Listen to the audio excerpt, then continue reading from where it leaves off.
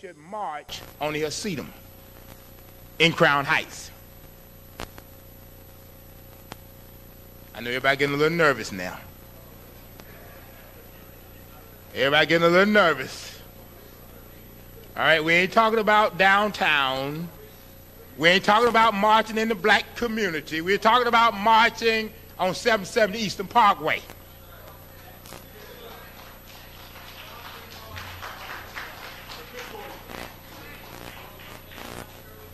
We got to separate the men from the boys.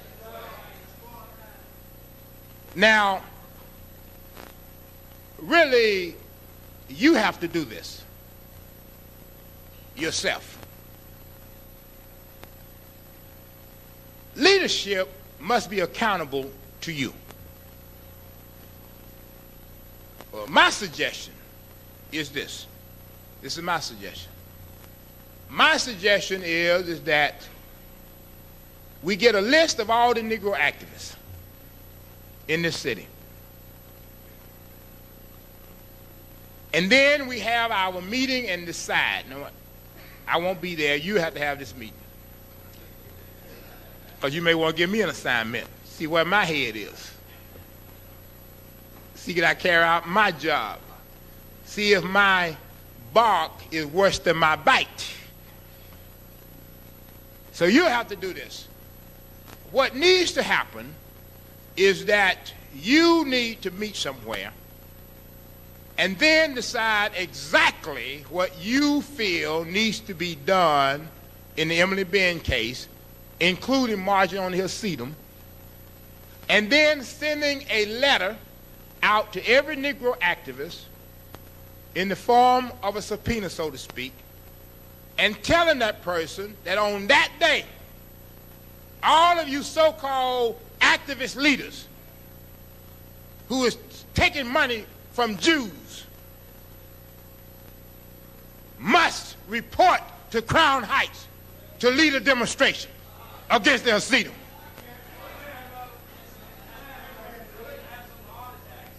All right?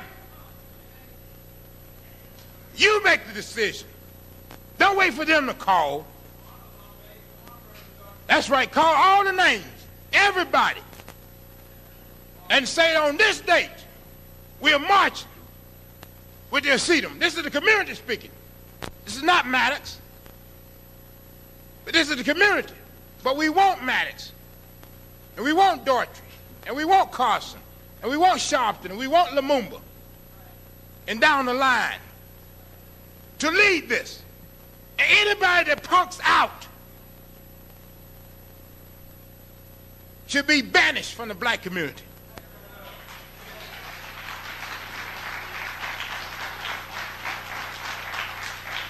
And you ought to demand that this be done before November. I guarantee you that you'll get some action then. I guarantee you Dave will get off his high horse, take off his tennis shorts, and put on some overalls and get busy, if that's what you're doing. But this is how you have to get serious. Because they're not going to do that. They're not even really sanction a march on the district attorney's office. But if the U.S. Senate is getting ready to escalate, then you got to escalate. And you got to find out who's who. And don't let these Negroes come with no excuse. You either be there or not. If you're in the hospital, you roll out of your hospital bed. If you're dead, we're going to put you in a casket and let you lead the procession in your casket. There are no excuses. No excuses. We got to find out where we are. We got to find out who's who. And be ready for it. This is something that has to happen. I just received a note from Brother Roy Canton saying that he is willing to arrange for a location for the meeting.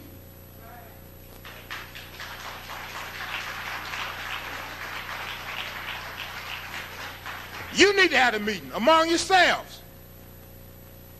That's what leadership is. Leadership is the people telling the so-called leaders, who really should be nothing but spokespersons and advocates. And then we can deal with if you're serious. Then we find who all these Negroes are. Because you see, there is no Negro alive that can tell you or me that they are unconcerned about the beating of an African woman. Not when every man was born a woman. You understand? There may be some issue that you may not be concerned about. You may not be concerned about public housing. You may not be concerned about the environment. You may not be concerned about the SNL scam. But the beating of your women, that's a universal issue. It's a universal issue. There's no Negro leader fit to serve who says he's not concerned about that. And should be prepared to meet and to take action. And we're talking about getting down to the real deal now. And find out who's on the payroll.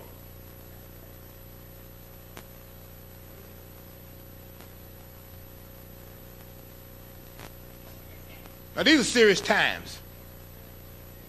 And if you're not serious, you ought to go somewhere and get in front of a TV set and continue to watch Days of Your Life.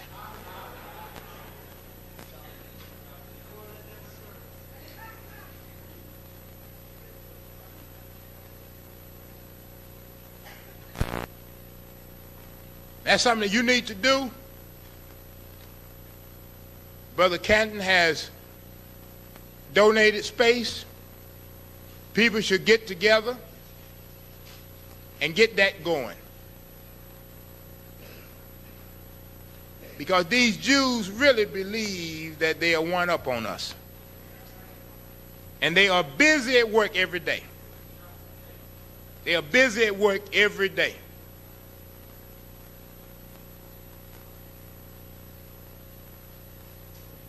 These crackers got a reason why they want to keep certain people at bay, because they know some of us are just not designed to sell out.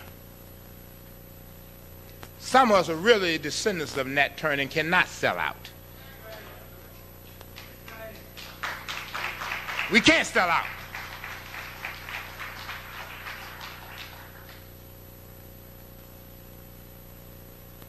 Everybody knows Denmark Vesey, but nobody knows the Negroes who turned Denmark Vesey in.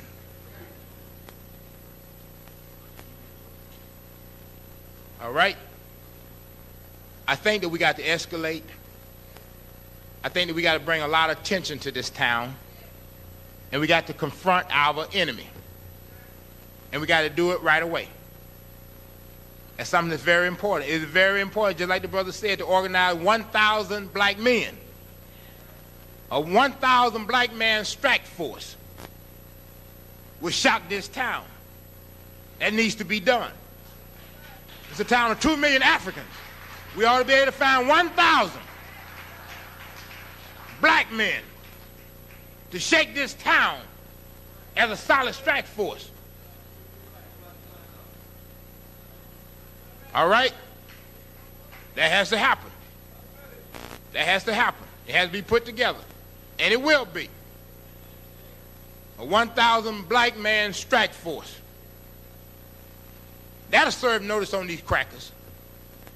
I bet if we run through Crown Heights with 1,000 black men, we won't have no more Emily Bean cases.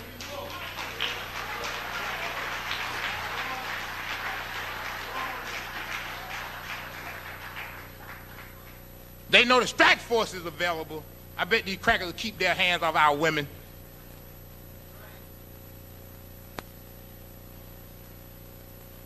We can't do nothing else. We got to at least stand and protect our women. We can't do nothing else. We got to do that.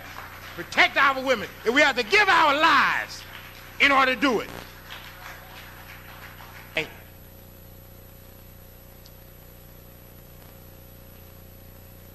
in my opinion, is one of our best minds today.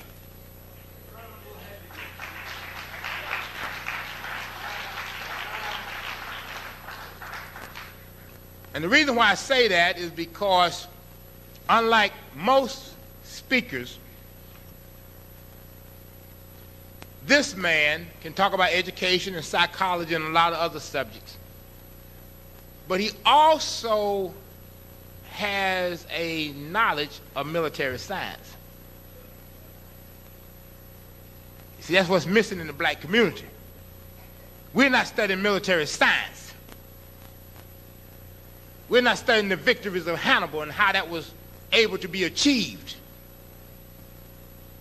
We need military scientists in the community. We need people who have studied military science, and I am always pleased to hear this man because somehow or another I was fascinated with military science when I was 8, 7, 6, 5 years old in Noonan, Georgia. Couldn't go to the library, but I remember we used to go up to Atlanta and I would buy war books, military science books on how to fight battles. Had I had my own country, I would have wanted to be a general. But since we have no country, no need of me being a Colin Powell.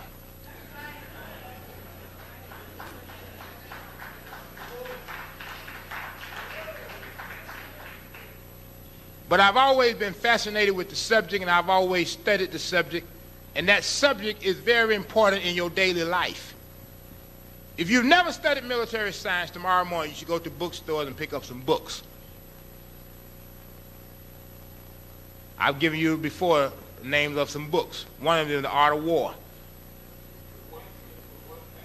All right? That's one of the great books, The Art of War. It should be studied by everybody. There shouldn't be a black man in here who has not read that book from cover to cover. Twice. That's right, The Art of War. Books on guerrilla warfare. That's right. Serious books, serious discipline. So this is why I like this particular speaker, because a lot of people talk about a lot of other things and don't talk about military science.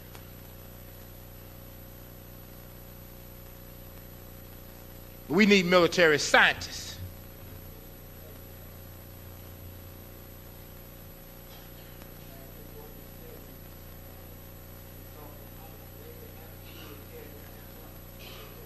Yeah, well, I know they're after me. Good, good, good. But in the meantime, while they're planning on my demise, let us hear from our speaker for the night, Dr. Amos Wilson. Let's give him a big hand. Yes, sir. Thank you. Thank you. Thank you. Thank you kindly. Thank you very, very much. I appreciate your warm welcome. It's always a pleasure to be back here with you and to share this time and space with you. And certainly your emphasis there on military science is quite appropriate. I found it interesting, for instance, in last week's, I believe it's maybe the New York Times, to see that Sears Roebuck hired a general to head its logistics department. In fact, I believe he was the general that was responsible for the logistics in the Middle East and Somalia. We often forget that there's a very definite relationship between business and military strategy. In fact, business and military strategy are one and the same. And that's one of the reasons why the Japanese and the Orientals are very good at their economic strategy, because military science is a built-in part of their culture. And to a great extent, unlike Africans whose warriorhood should have been transferred into business. The Japanese transferred Bushido and their warriors into the art of doing business. And they are still then at war with the Western nations. They never stopped.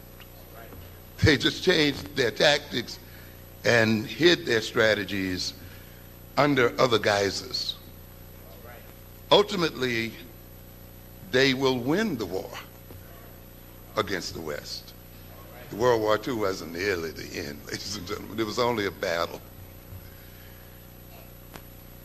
If you read the Wall Street Journal a few weeks ago, you would recognize that that paper is already indicating that they expect, should nothing divert this course, that the Chinese economy, which is the fastest growing economy in the world today, the third largest economy in the world today, by the year 2020-25, will be larger than the United States economy and the economy of Western Europe combined. And of course, I've spoken to you on a number of occasions to try to get you to understand that our struggle is not just against European men, but our struggle is against any ethnic group that threatens to oppress us. European man is basically on his way out anyway, and we talked about that in the last session. And I've asked the question, are we to gain liberation from the Europeans only to fall under another 1,000 years of oppressions from the Orientals? And the Orientals are going to be much more vicious than the Europeans. They don't have a liberal philosophy that you can use against them, and a constitution that you can throw at them. They don't have that liberal image that they try to protect like the white folk that you use to tie them up with. They owe you nothing. And I've warned before about us getting too carried away talking about people of color, as if anyone who is non-white is our friend. That is a terrible, terrible, terrible, terrible error. The Hispanics will be the largest minority in the United States in about 20 years. And you're going to learn what people of color are about.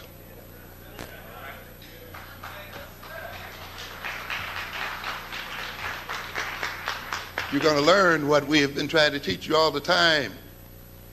You're going to learn to stop trying to judge people based on your personal feelings. You see, we had this guy, Madhabani, wrote some book here based on he and his wife living together. He's married to this white woman. Yeah. And I guess the idea was,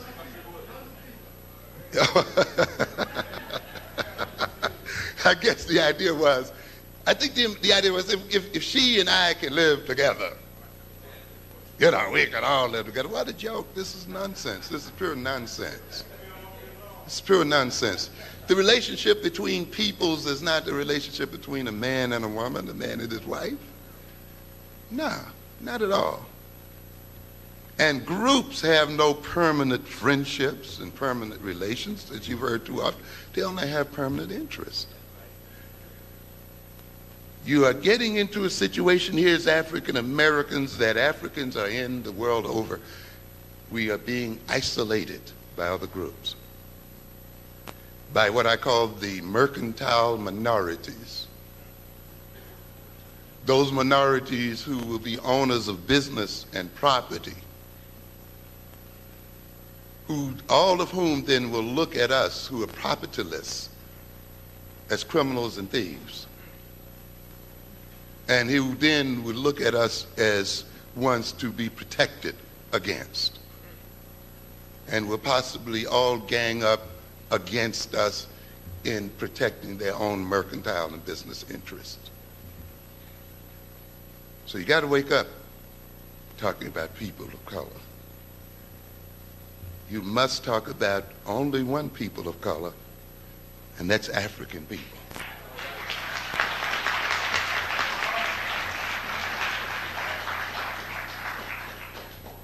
I want to thank you for your generous response to our publication, The Falsification of African Consciousness. It's moving quite well, and your response has been quite good. And here, of course, and we appreciate your patronizing the publication, because as I've indicated in other arenas, we do not make personal gain from this. These books are used to pay the rent, to maintain our place, to lay a basis for future publication and development, and for the further training in terms of our community. So when you buy, you're supporting a program that we hope to expand in terms of community education, development, and otherwise. When I say we, of course, I'm talking about Brother Sababu Plata, my partner, Sister Dorothy Lewis, works with us as well, Joe Gillians, who does the book covers for us, and Robert Dobson, who's contributed to our publications in terms of finance and so forth, because we dig these things up from our pockets. We don't get grants and these other kind of things to help us forward. And it's this team, along with other friends, who have helped us to pump out these publications. Of course, The Falsification of African Consciousness deals with Eurocentric history, psychiatry, and the politics of white supremacy. Too many people look at history as some kind of discipline dealing with dates and events, and they look at history as a way of celebrating heroes and so forth. And this society has turned us off to history. And many of us have made the statements, well, I don't want to talk about black history or black power, I want to talk about green power. In The Falsification of African Consciousness, we try to demonstrate that money and power and economics are intimately related to history. You cannot take away your history and separate yourself from your history and be involved in the earning of wealth and power and the development of power. If history were that unimportant, why is it that the other people have worked so hard to take it from you? Why is it that they worked so hard to distort it and change it? They must be very apparent then that history is a key part of a people's culture and behavioral orientation. We demonstrate in that book how a loss of our sense of history has robbed us of a capacity to finance our own economic development as a people. Because the history of your people is not only a memorial to the great people in your past and so forth, but the history of your people is a history of techniques, methods of coping with problems and solving problems. The history of your people passes on to you the learned methods and techniques of dealing with various issues. So when you get to know your history and you get to know the anthropology of your people, you can use that history and anthropology to confront various problems, you see, and you won't have to learn all over again and lose a lot of time. To a good extent, our loss of history in this, particularly as African Americans, has crippled us tremendously in many, many, many ways, in terms of our family and in terms of economic development. These people that we call Koreans are using techniques for the financing of their businesses that Africans have been using for hundreds and thousands of years. Hundreds and thousands of years. The Koreans could not outfinance us as African Americans in the establishment of businesses. in this country, except that we forgot how to finance businesses because we forgot what our forefathers taught us. It's not that we didn't have any money. We have plenty of money. But we don't know how to use it because we didn't look back into their history and say, how did our forefathers organize economic development? And of course, that's one of the reasons why the people robbed us of the history, so that they could take advantage of us economically and socially. Because I've said before, every characteristic that we may call maladjustive in our personalities as a people, in our society as a people, has an economic function. If you would look at any characteristic that with which we describe ourselves in maladjustive terms, you can trace that trait back to economic advantage. You see, the fact that we have not been able to recall the means by which we save money as a people and finance business means that other people who remembered their historical techniques could establish businesses in our communities and take advantage of us. So then our amnesia, which is what we suffer from most of all, historical amnesia, works to the political, economic, and social advantage of all of those who exploit us. We talk about, of course, the technology of Eurocentric psychology. We talk about the fact that if you are a so-called normal, law-abiding African person, as in terms of the way those concepts are defined in this society, then you're out of your mind. What we call pathological normalcy. We talk about the fact that personality is not it's not really a psychological concept. People think the concept of personality is psychological. Personality essentially is a political and economic concept, you see. Because when you look at personality as an organized system of desires and wishes, values and hopes and needs and motives, which when the person seeks to satisfy them, they consume things. You will note then that the things we consume to satisfy our personal needs are those things sold to us by the people who created the needs in us to begin with. See? You have to understand that.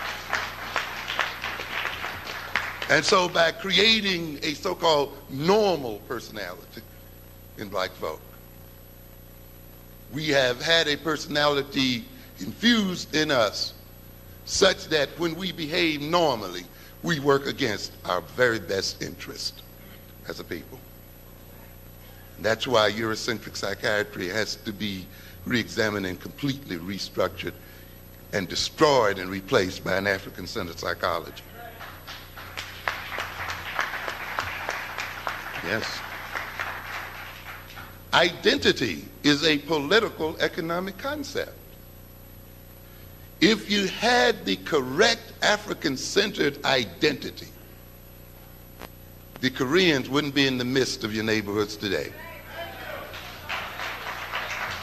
That's right. Because people consume, we buy, mainly as a way to affirm who we are and who we think we are. So when you let another people impose an image on you and you accept the image that they impose on you, then you go out to consume to maintain that image. Then in consumption, you are going to maintain their power over you. So you must understand then, when we talk about an identity, it is not merely a matter of race pride. It involves at its depths economics and political behavior and everything else.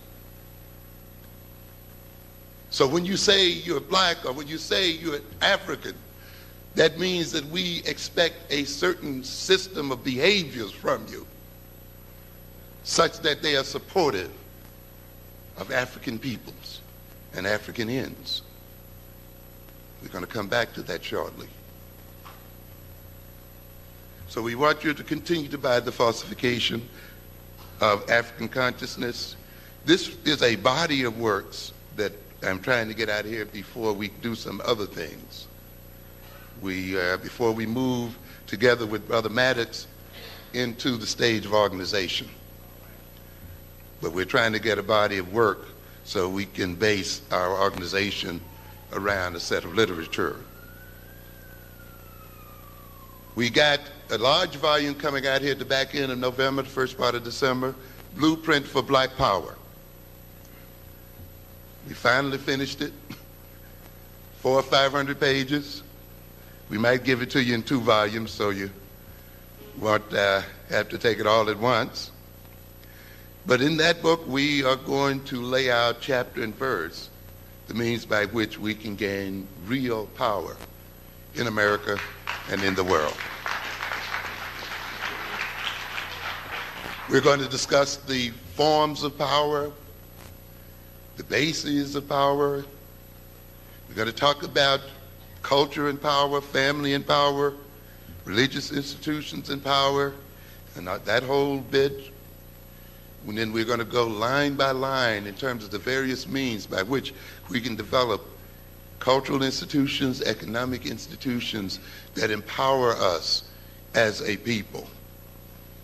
So that after this, the black nationalists at least will not be accused of just doing analysis only, because the recipe will be there. And from this point on, then, if you don't do anything, it won't be because you didn't know and you don't have the means, but you just don't want to, which is what I think is the problem anyway. But we like to hide behind, you're just giving us analysis, you see. But frankly, the answer is in the analysis, if you listen well enough. And I try to advise people who are doing work, try to frame your analysis in such a way that it has a program in it. That when you get through, there's a program built right into the results and right into the approach, you see. And that's the reason why you have to form meaningful questions from the very beginning. And you have to go into your analysis with the idea that you're looking toward a solution. While there are many true approaches to a problem and many approaches that may explain a problem, not all approaches are equally practical for solving the problem. While you can say that racism exists in America because white folk don't love us, what kind of program is there? That means now you're going to preach forever trying to get them to love you. An impractical problem, an impractical analysis. While you might say that whites dominate us because they have recessive genes, or because they have a penis envy, a color envy, whatever you want to call it. That's true. There's no problem with that. There's no problem with that. Except what kind of program does that imply? That you recess your genes? That you cut off an inch or two? That you bleach yourself? It's a perfect and it's a great answer, but you got to get a what? A programmable answer. One that can be translated into real programs. But anyway, we hope you'll be able to pick that up later on, Blueprint for Black Power, and of course followed by the main book also on Educating African Children for the 21st Century, which has already been written, but we just got to edit it, where we will go into the whole African-centered approach to education. Tonight I want to talk a bit about the crisis of leadership and look at this crisis. Some of you no doubt saw last week's gathering of black leaders, Farrakhan, Jesse Jackson, I believe it was, the Black Caucus, and some others, and I'm sure it brought tears to your eyes. But you have to understand, it takes more than unity to win. Again, you've got to unify around a workable strategy, around a workable program. Unity is important, and it is necessary, but it is not sufficient. Who is being co-opted? Farrakhan or Jesse Jackson? Is Jesse moving closer to the nationalist position, or is Farrakhan moving closer to the assimilationist position? Can these two types of leaderships really be merged? Or are they fundamentally and in many ways mutually exclusive in terms of their approach to the problems of black people? We have to think about that, you see. It's not enough to hug and embrace on the stage. When Chavis says that he is now concerned with the economic problems of black folk, does he mean the same thing that Farrakhan means or someone else means when they say they're concerned about the economic problems of black folk? And why is the thrust of the NAACP on economics at this late day in history? Do we have a group trying to take over a nationalist theme and use it to maintain itself and bring itself back to relevance and life? You have to look at this, ladies and gentlemen. When I look at this kind of meeting, I'm sort of reminded of a phrase that Frederick Douglass used when he was brought in to head the Freedmen's Bureau after it had been corrupted and basically destroyed. And I think the phrase was something like, it was like marrying a corpse. The embracing of moribund and dying organizations is pretty much a similar situation.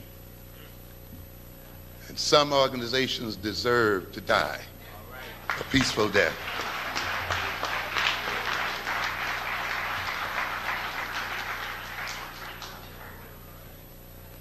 It's an interesting game. Some of you heard this New York Times editorial, right?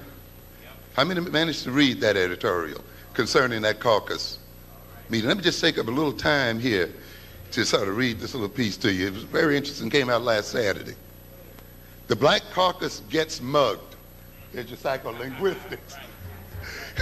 black and mugged, Yeah, the Black Caucus gets mugged.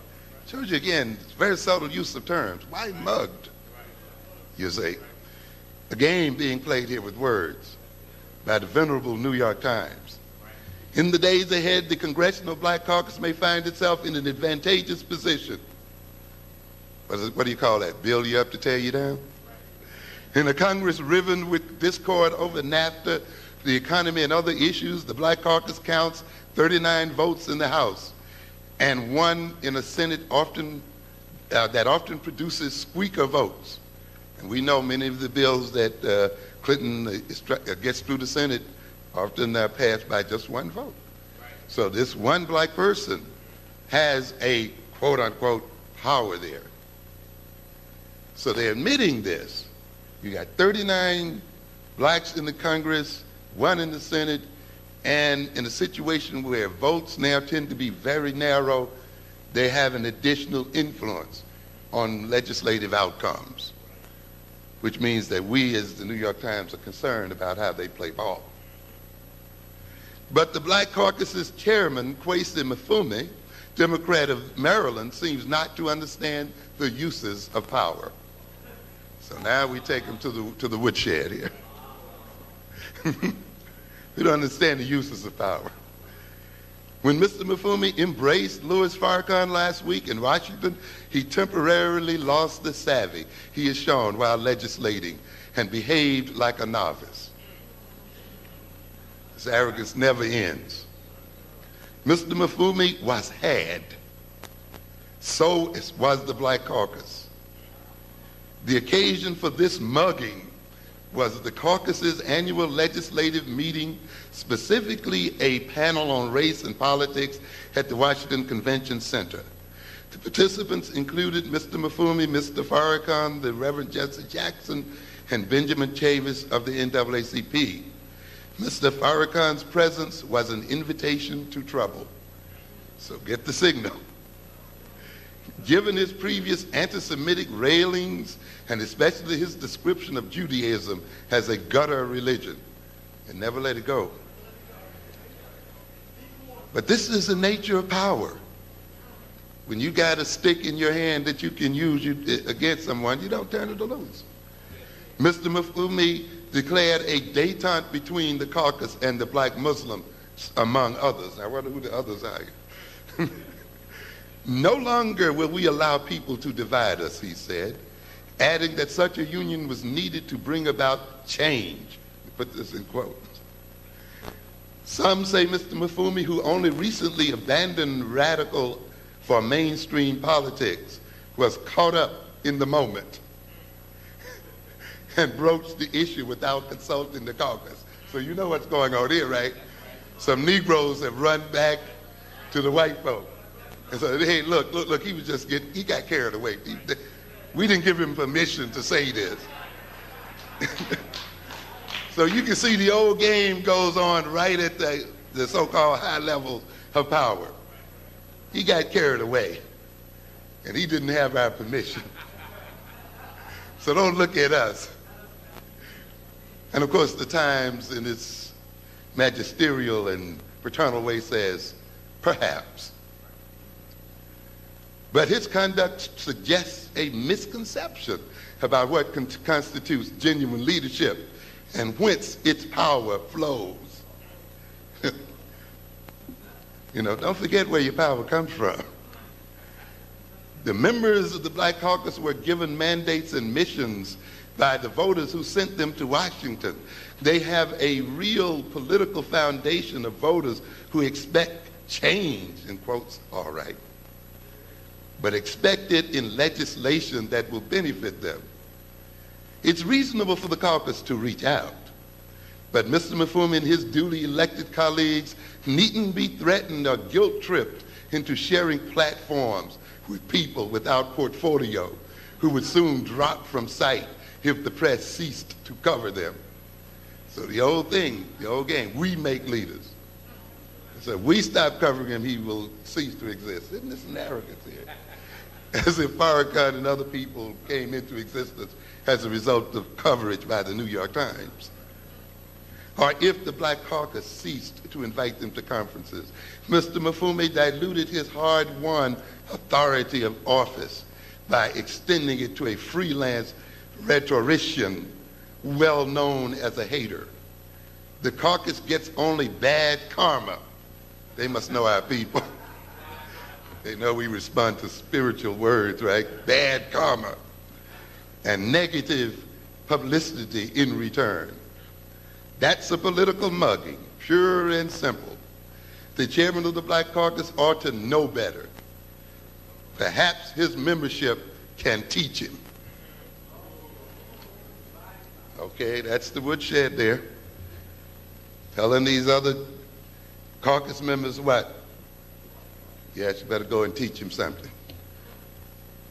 This points to a crisis of black leadership. When these people some look up to as leaders are being chastised by paternalistic white newspapers. And when the white press still thinks that it has the capacity to determine who will be called a black leader and recognized as a black leader. It speaks to an issue of long-standing, this issue of a leadership crisis. And we saw this crisis in the politics of Booker T. Washington, Du Bois, Frederick Douglass, and Marcus Garvey. Washington and his de-emphasis of political power and insistence on civil rights and higher education in pursuit of industrial education, accumulation of wealth, and the conciliation with the South. And of course, Du Bois, with his emphasis on rights to vote, civic equality, and education of youth according to ability.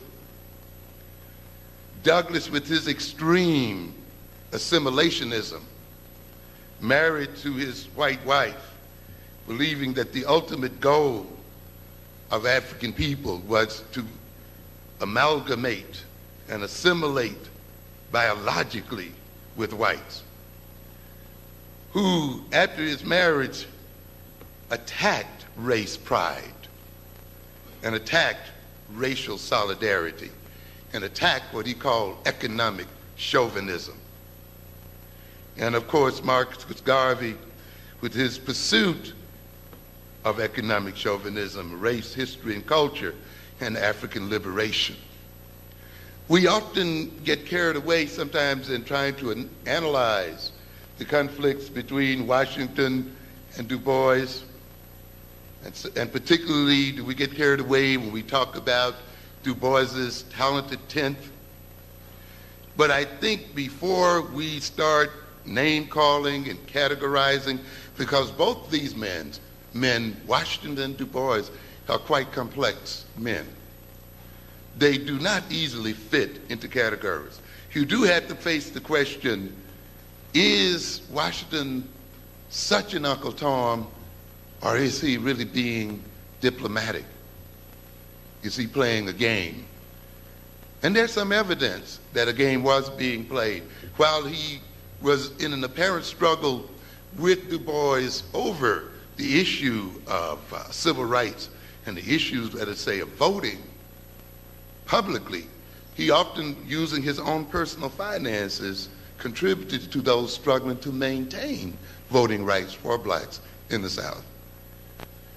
This is not necessarily to resuscitate his image and his accommodationism, but it is just merely to caution us sometimes not to too rapidly judge the character of these people based on simplistic categories.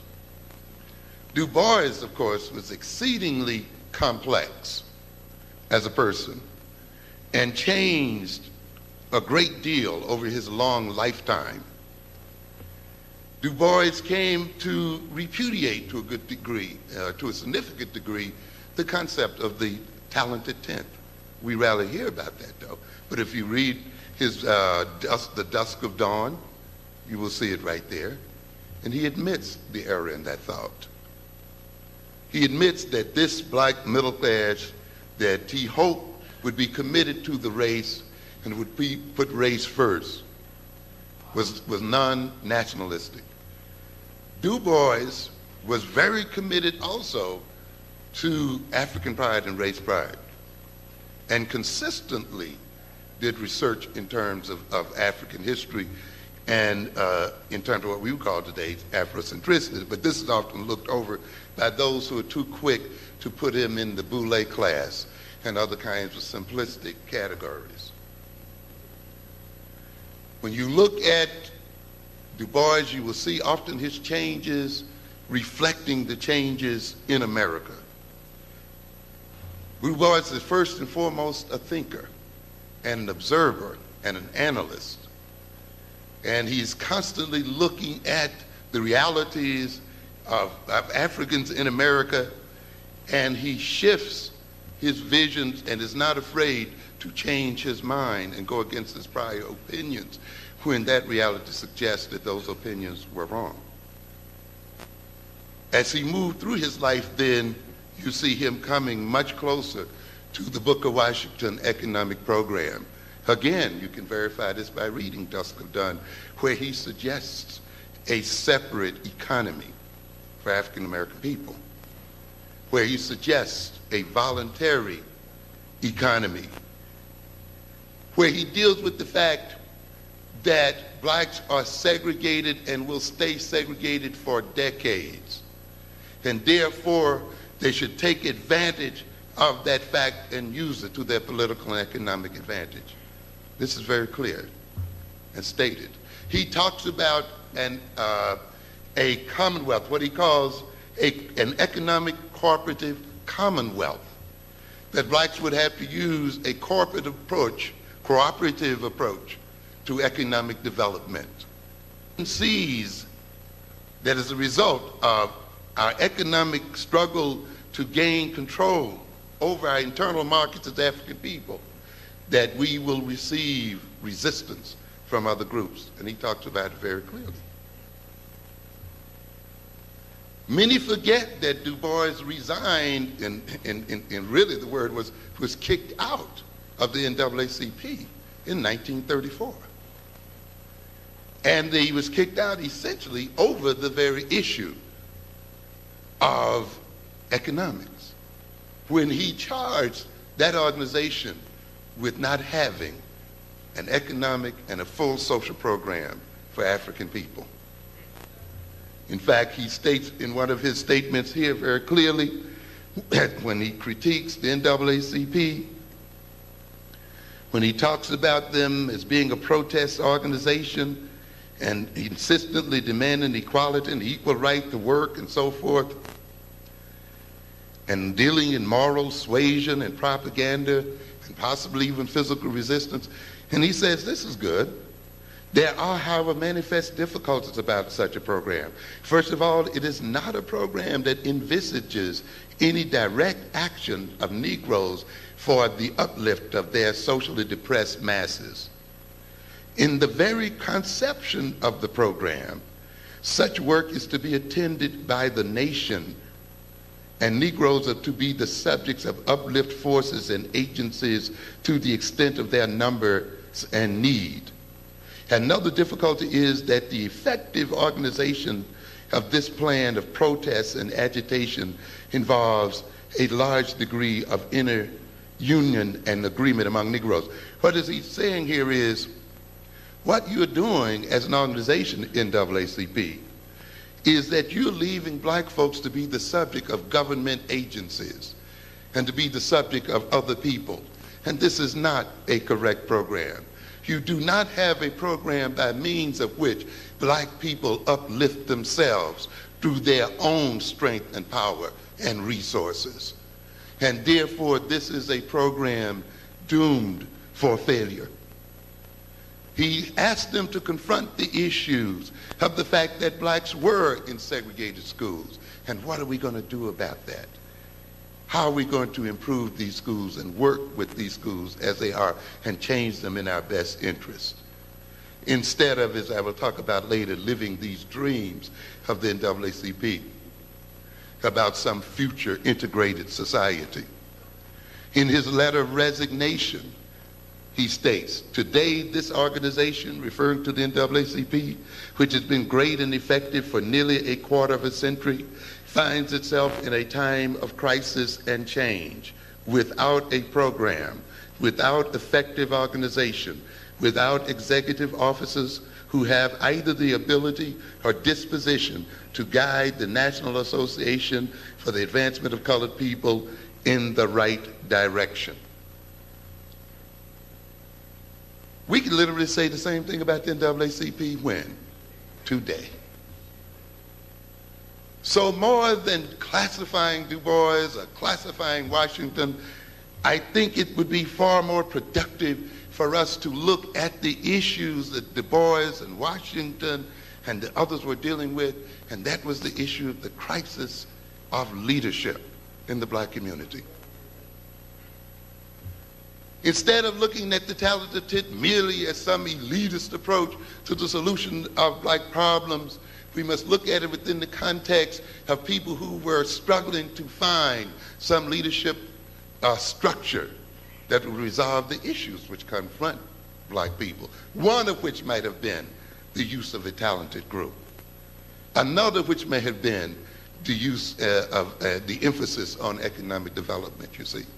So I think before we get lost in classifying and categorizing, we should deal with the real issue, and that issue is that there is a crisis of leadership in the African American community, and this crisis of leadership has been going on now for well over 80 years. So as early as the 1900s and the late 1800s, blacks were wrestling over the issue of the appropriateness of leadership. Du Bois, in resigning and getting kicked out of the NAACP, is dealing with the fact that it is during the Depression and that he is looking at this organization. And the crisis that the NAACP is experiencing is the fact that it has no economic program to meet the needs of the starving black people during that Depression. It was without program.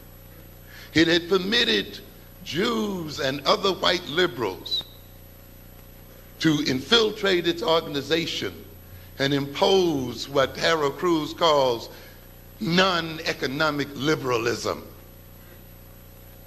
on them as the central part of their program. A program that did not in any way deal directly with the economic issues facing the black community. And so, yes, still here, still the problem. We are faced exactly with the same situation today. As the American system was undergoing restructuring during the Great Depression, as capitalism, American capitalism, was basically on its deathbed,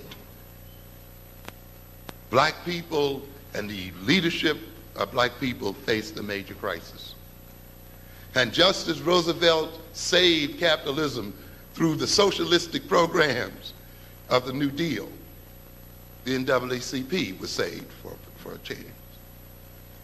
But today we are still faced with the same issue.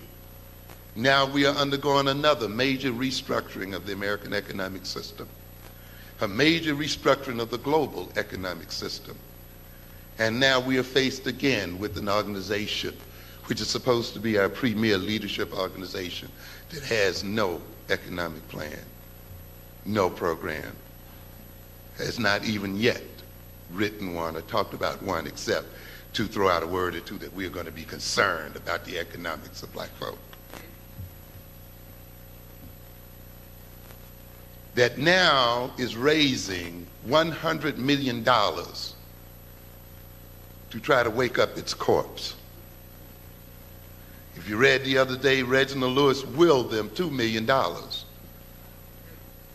And they are in the process of raising $100 million so that they can continue to impose their destructive leadership on black people in America.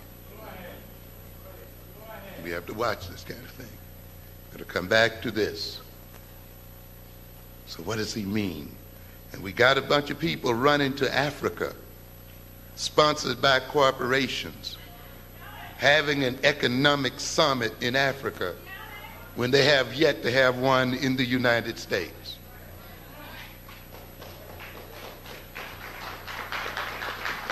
For the key to economic development on that continent is right here on this one. But we have a leadership that finds it easier to lead and deal with faraway problems and issues rather than to deal with the ones right here at home. And this is a major issue. Why are we faced with these same problems again and again? Why do they never end? Because, ladies and gentlemen, ultimately the problem is not an economic problem so much as it is the problem of white domination of African people. That's the issue. This is the reason why I tell people you must study the psychology of domination even before you study the psychology of racism. Because racism is just a species, a subclass of domination. It is merely a rationalizing of the domination of one race by another. You must recognize then that domination is a problem, particularly for the dominated, and that the dominant dominate because it is to their what? Benefit to do so, because they benefit from it. Which means then that they benefit from the problems of the dominated. It's the problems of African people that are productive and beneficial for those who dominate us. Consequently, they must never release us from our problems, because our problems are so profitable for them. This is what you got to keep in mind. Note, the essence of domination is that the dominated must be made to do what? Work against their best interest. Or otherwise, what is the point? You're not brought under domination to work for what? Your own best interest. You're dominated to work in the best interest of those that dominate you. So to be dominated means, if you're not aware and awake and alive and conscious, that you're going to work against your own best interest as a people.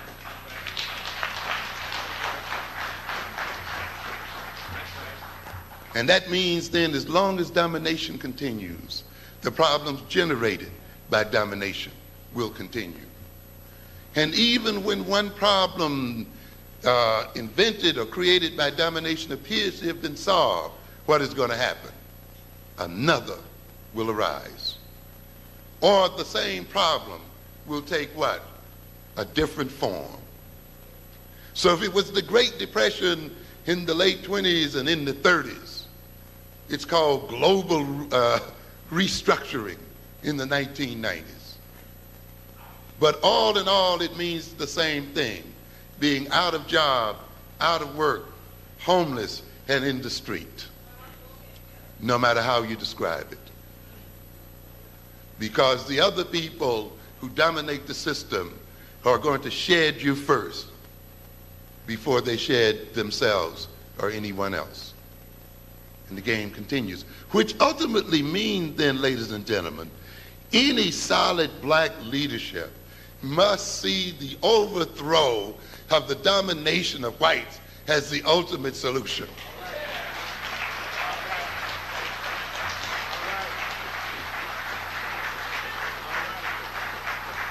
It must see the destruction of white supremacy and the disempowering of the white man as one of its major goals.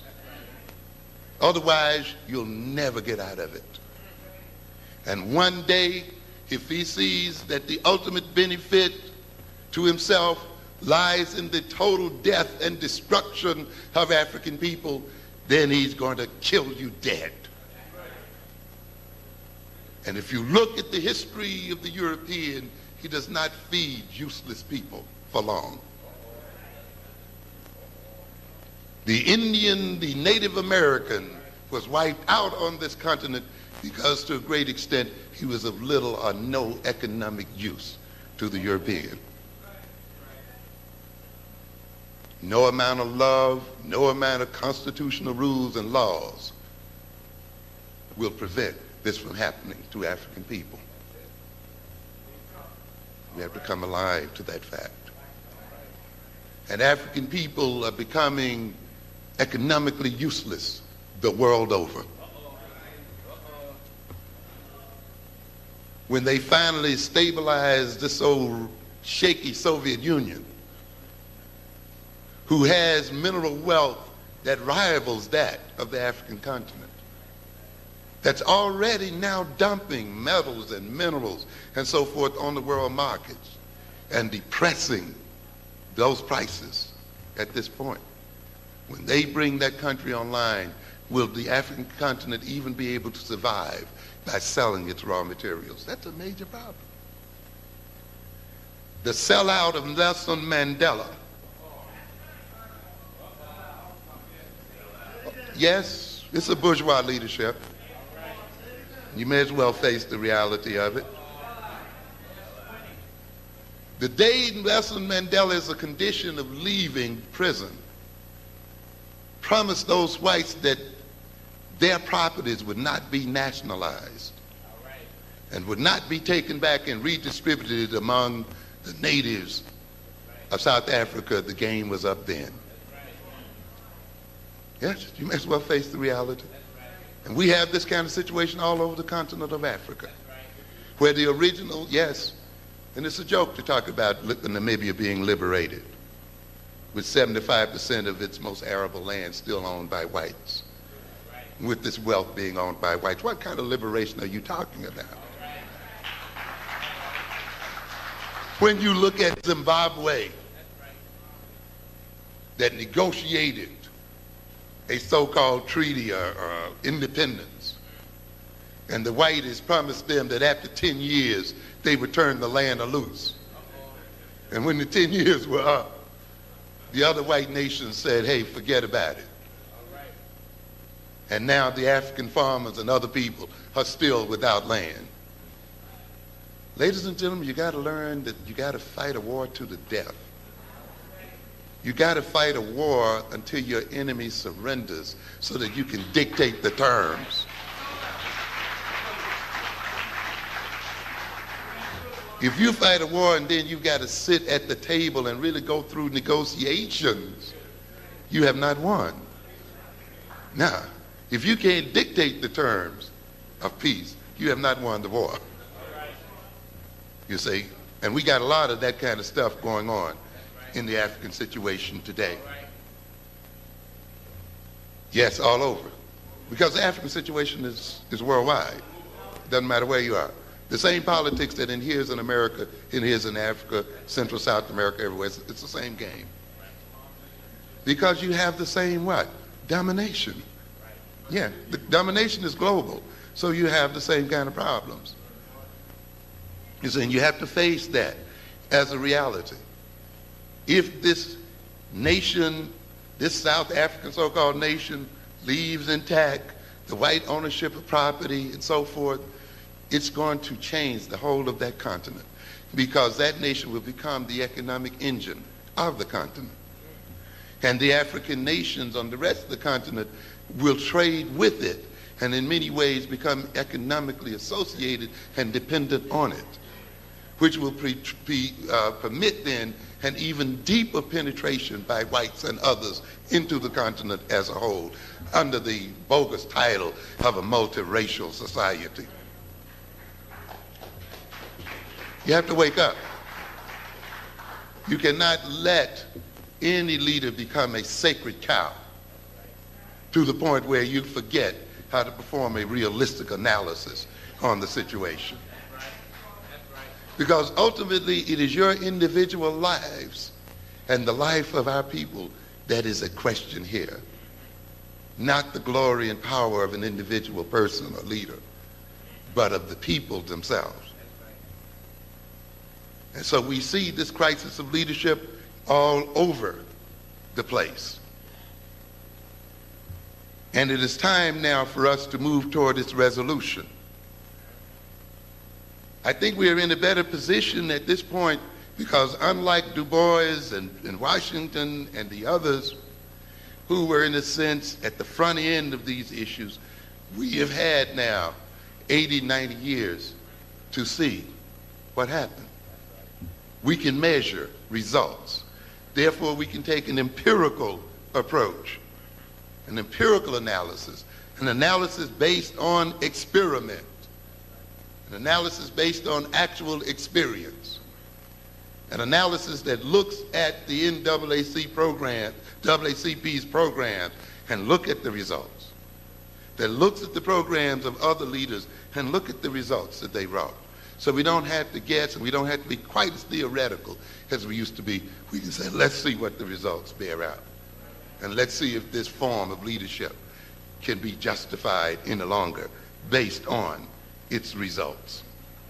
And this is what we have to measure. An interesting case, we'll be back to him shortly. To a great extent then, we're going to have to look at the issue of power, a word that we've been taught as people to avoid and to think is immoral. And it is a pity that we've been led in this direction.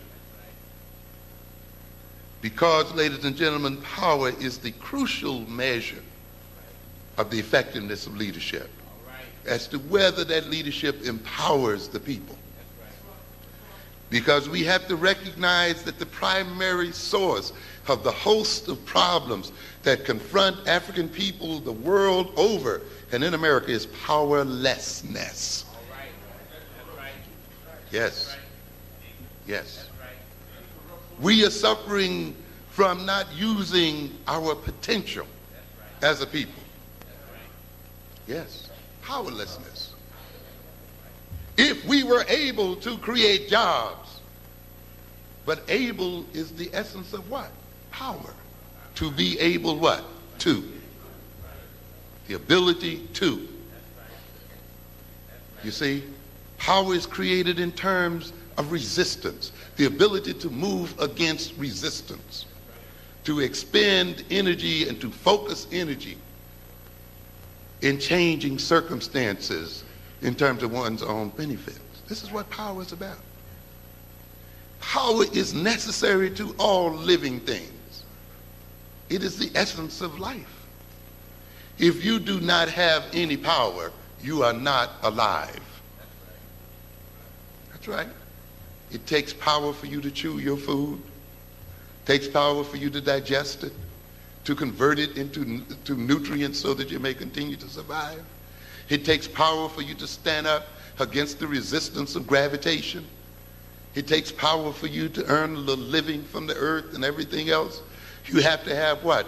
Ability. You have to be able to do those things necessary to maintain life. You've seen people, sometimes unfortunate people, like some of the children in Somalia and people in Somalia who do not even have the power to chew and who must die unless they're intravenously fed because they no longer have the power to even masticate the food in their mouths or to digest it. There is no life without power. And therefore, the pursuit of power is necessary for the pursuit of life and for maintaining the viability of life.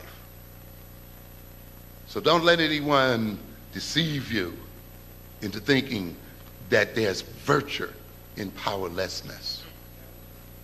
And just as power corrupts and absolute power corrupts absolutely, powerlessness corrupts and also corrupts absolutely. A lot of the corruption that you see out on these streets, the shooting and the killing and the selling of drugs and so forth, the muggings, the stealings, the robberies, and all of this is a result of powerlessness. And powerlessness corrupting a people and corrupting a culture. Yes.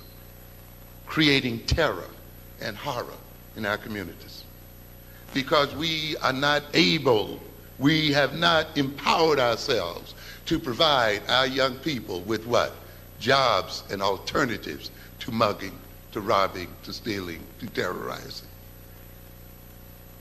Look at the difference between those, in terms of crime, between those groups who own property, who have a control over economic resources and so forth, who exercise political power and economic power in this society, and those of us who do not.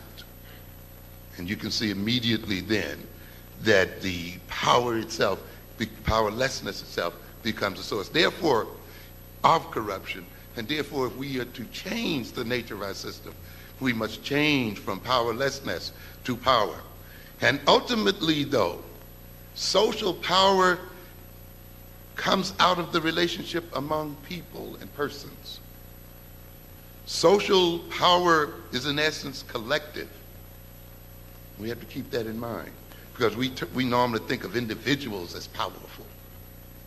But individuals gain their power from being backed up by a powerful group. Yes. Individual whites are not powerful. What power they possess or seem to possess is because they represent the power of their group. The individual cannot be separated from his or her group. In fact, the individual is a social creation to begin with. The individual cannot exist in a vacuum. You have a language that you share with millions of other people. You have attitudes, appetites, and all of these other things that are the result of your doing what? Living socially among another group of people. You have desires and so forth that have not only been generated from your social interaction with other people and living in a social system, but desires and wishes that can only be satisfied by that social system. You cannot satisfy them all by yourself at all. And yet we are deceived in this country talking about what? Individualism, as if all people can be an island unto themselves and yet meet their every need. It's collective, and it involves two essentials: intentionality, by which we mean purpose and motive, and resources. When people have intentions, motives, and purpose, and they bring resources to bear in their situation to solve a particular problem. One of the things that we are dealing with then in this community, that we're dealing with in our volume on Blueprint for Black Power, is the fact that black people in America have tremendous resources. I talk about in this book the fact that we are a nation of people who are from 10 to 80% of the population of 117 of America's largest cities. We have 50 to 60 cities of which we are essentially about 50% of the population of those cities above 100,000. We are the majority population in about 17 of those cities. And those cities are scattered across this country. They're connected by highways, roads of all type, railways, riverways, air routes, all types of things. All of the things necessary for a nation to function, we have available to us. Fax machines, telephones, all of this we have as African people. And we have what? Money. W.E. Du Bois stated very clearly in The Dusk of Dawn that if black people could get only a fraction of their internal market, their influence on the economic and political life of themselves and America would be decisive. Now, when I first looked at that statement, I thought it was an exaggeration until I started analyzing the figures. And we started working with the figures. We're talking about a people who earn over $300 billion. Yes. But recognize, as I've told you before, the issue is not so much what you earn, but what? What you produce. Because you get paid only a fraction of what you produce. So if we're getting paid $300 billion, we must be producing well over $1 trillion or more dollars as a people. Yes. And yet we have a business section that only collects about $20 billion as African people. That means African people in America are spending over $300 billion, and the total receipt of black businesses amount only to $20 billion. But you see, I'm an optimist. I don't ask, is the glass half empty? I say it's what? It's half full. And I recognize that oaks from acorns grow. And I recognize then that that means that African people are spending less than 5 cents with black businesses. And that says then if we are spending less than 5 cents with black businesses and yet we are providing them with $20 billion, what if we spent 10 cents out of every consumer dollar? An additional 5 cents of spending out of each dollar as black people would amount to a total receipt and earnings by black businesses of approximately $60 billion. I didn't say 40 billion, I said 60 billion, because when you buy into a business, it uses the income also for what? Investment. Therefore, it multiplies what it takes in. So if we got you up to 15 cents out of a dollar, then we're headed well towards 75 billion. We've only asked you for 15 cents. You can give you 85 cents to the white boy. If we get you up to 20 cents and 25 cents, we got now black business past what? 100 billion and headed toward 150 billion. What would happen if we got you up to 30 cents? You can still give white folks what? 70 cents. You can feel happy. You can say, I'm multicultural. We don't even ask you to be black and African, you know. We're not asking you for your whole dollar. I'm telling nationalists now we have to change our language. Maybe we just say, look, just spend a dime. That's all. All we want to ask you to do is this. If you make $30,000 a year, pledge $3,000 to a black business. Okay? And if you do that, you're going to see black business transform itself overnight. Just with that. And we look at these other figures, ladies and gentlemen. You won't believe what possibilities we have as people. We have the talent, we have the skills, we have the whole thing. But we are missing the program. We're missing the leadership. We're missing the sense of purpose. And without the sense of purpose and with the resources, we are not going to be empowered. And the sense of mission is of key importance to bringing about power. And that sense of mission, though, has not been established by our leadership.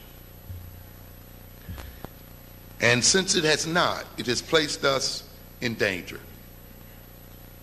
Let's look at this cry for leadership among our people, because our people see something here. 40 years after the United States Supreme Court outlawed segregation of the races in America's schools, supposedly in the interest of providing equal education through racial integration, the majority of black students find themselves in hyper-segregated urban ghetto schools, entrapped in an educational system that is in severe crisis and imminent danger of total collapse. We've had an experiment, ladies and gentlemen. The Supreme Court decision has been made. The busing has taken place. The surrounding of schools and shipping our students out has taken place. What is the condition of our people today? Hyper-segregated in the midst of in the midst of our urban ghettos. So the issue Du Bois raised early in this whole organizational career was what? What are you going to do about the people who are not in white schools? What are you going to do about the fact that the people are not integrated? Are they then to be made to sit around and wait for this great millennial era when all people shall be living together, black boys and white girls and all that other kind of stuff? Or must we see about the needs of our people right now? 40 years after blacks in Montgomery, Alabama won the right to ride in the front of the bus, blacks in urban America are virtually the only ones, along with other forlorn minorities, riding the buses. I tell you, the white man gives you what you want with the vengeance. He tells you, you say you want to ride in the front? Good, I'll give you the whole bus. And so now you're the only one riding it. You got the front, the back, and the sides all to yourself. He's got his own express buses and other means of getting into the city.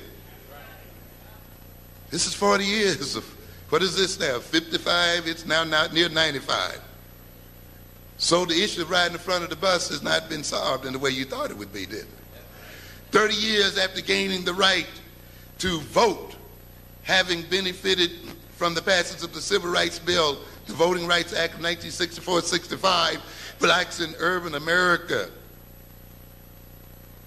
you see, can vote for black politicians who cannot improve their plight, and can vote for the President of the United States. The only problem being that the big cities where blacks predominate are no longer important as the suburbs in electing the president. In other words, so you see, before we became majorities in the United States, it was the big cities and the big city mayors and so forth that determined the presidential candidates and determined who would be president. As soon as you got the vote, the strength of the vote now is in the suburbs. And presidents now can be elected on suburban white votes. And therefore, the presidential candidates need no longer pay much attention to urban black votes, which is one of the reasons why then both Democrats and Republicans run hard during their campaigns against black people and the interests of black people. The only way they can maintain office and gain office is by running against black images, against Willie Hortons, against so-called crime and the other things, because that's the way they're going to get white suburban votes, people who are not even really being threatened by black crime, because it is black people in black cities who are the major victims of black on black violence. However, that violence is used to frighten white folk in electing presidents and other national and state officers.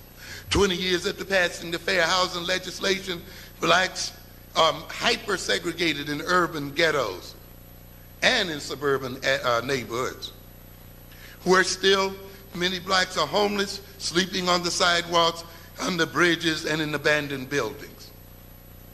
If you would read this month's Emerge magazine, based on an article based on a very interesting book called Apartheid USA, you would read a startling statement that says a black family that earns $50,000 has less choices of where it will live and how it would live than a Hispanic who earns $2,500. So where's your fair housing? What has it gained you? Blacks are more segregated today than we were in 1920 and in 1940. The whole movement of the demographics of America is to isolate black people totally in the urban ghettos and in the suburbs as well. And yet you brag about your fair housing laws. Yes, look at the reality of the situation. Look at the organizations that led these kind of campaigns. Look at the leadership that told us that these kinds of legislation would rescue us and make us hold hands with little black boys and little black girls. Where are we today? And what are our circumstances? 20 years after passing this law, we are in more trouble than ever. After 25 years of affirmative action, blacks find themselves kicked out of corporate America, find themselves with the highest unemployment rates, drifting into poverty ever more rapidly, while other ethnic groups gain employment ever more swiftly. And we find ourselves begging for handouts on the streets of America. If you read a detailed analysis in the Wall Street Journal last week, 2 full pages and a full column saying what? Losing ground. Blacks, the only group that suffered a total loss of employment during the recession. This is your affirmative action for you. Blacks who were 10-15% of the working staffs of many corporations suffered 20, 30, 40, almost 50% of the cuts in jobs. During 90 and 91, when 60,000 blacks lost their jobs in American corporations, 60,000 Asians moved into jobs in American corporations. 55,000 Hispanics moved into jobs in American corporations. Where is your people of color? Where are these people every time they stand up? They say black and Latino. And yet we don't hear a word coming the other way. Yes, the white man gives you what you want with a vengeance. He says, you want it, I'll give it to you. You want affirmative action, we'll make everybody a minority. We'll bring the white women in on it. We'll bring all the other ethnics in on it. We'll lay a game on you called diversity in the workplace, and you'll fall for it. And then they will say, well, since we've got to hire all these other groups, we have to cut back on the number of people that we hire from you. Now, you can't object to us hiring Hispanics and Asians, can you? The most interesting thing about this situation, ladies and gentlemen, is that while we are flowing out of American corporations and black blue-collar workers are suffering great losses, with other ethnic groups gaining, this is at the very point where some 60 black people, distinguished Negro leaders, sit on nearly 170 corporate boards. Yes. People such as Vernon Jordan sits on 10 and earns $500,000 a year from just having his name on the boards. Okay? Did you read the piece last week? He's Clinton's favorite guy. Yeah. When Clinton wants to have fun, he calls Vernon. They play golf and go on the yacht together, and you know, and he runs interference for Clinton, and you know, they're just good old buddies. Even his law firm says we didn't hire Jordan for his legal talents. They just say it out front. His role is to play golf and play around. Yes, he wouldn't take an offer to be Attorney General because he could have more clout sitting in the position that he's in. And the other civil rights organizations are wondering, say, Vernon, when are you going to give us a break? When are you going to act in the interests of black folk? He said, but I'm out of the civil rights game now.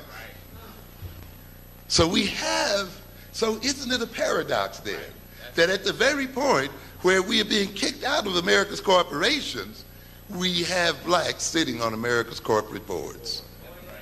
Some sitting on 5 and 6 and as many as 10. Is that the reason perhaps we don't hear about the losses that we are suffering?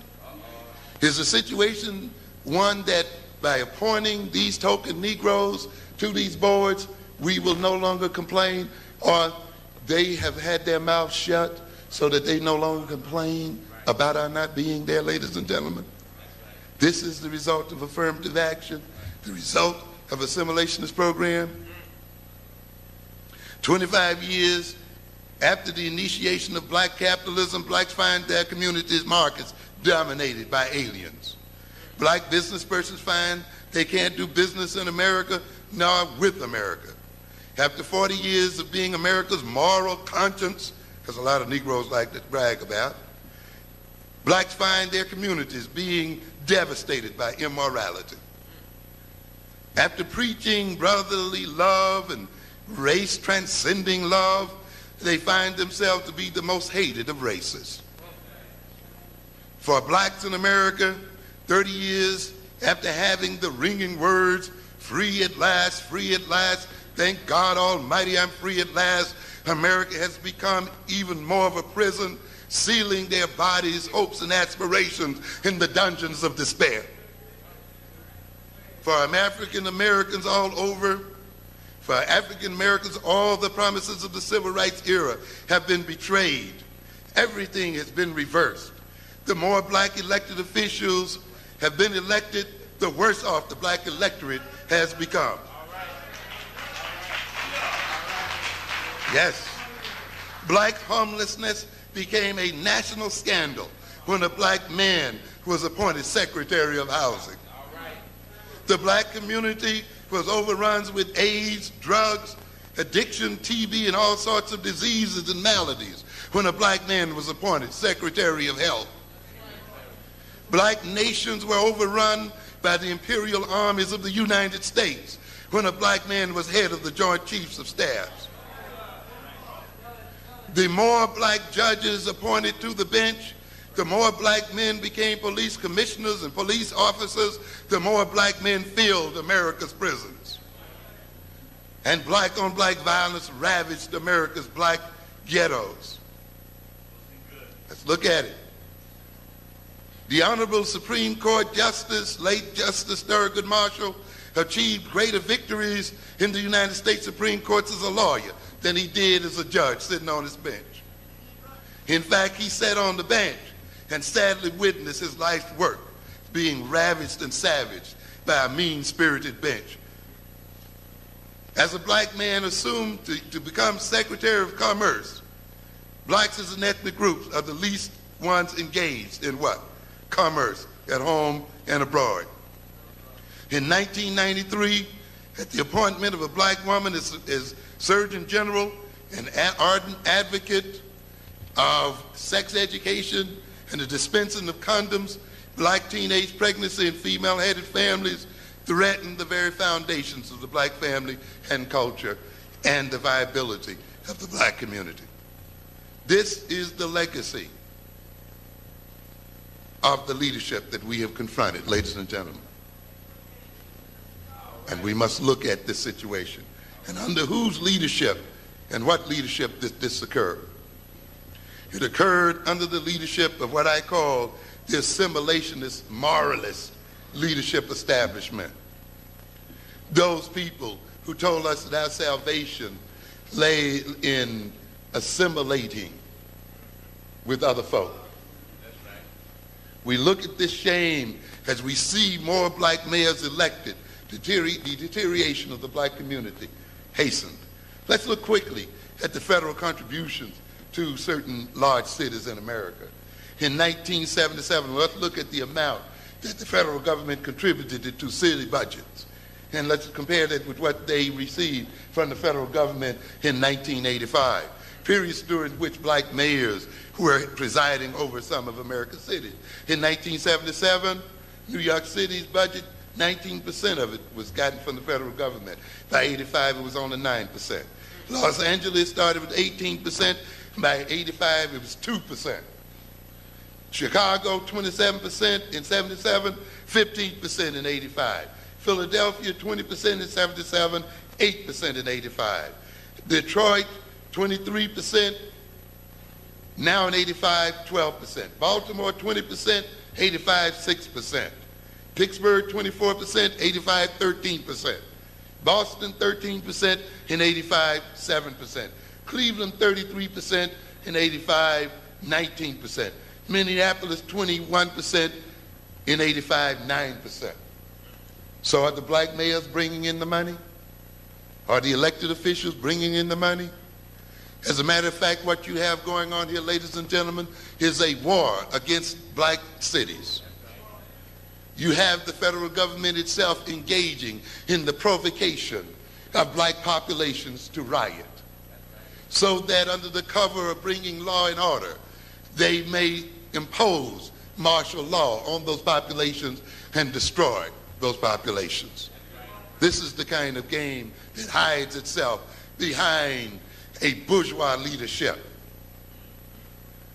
I wanted to tell you the other evening when I was over at Brother Roy's about bourgeois radio. We didn't have time.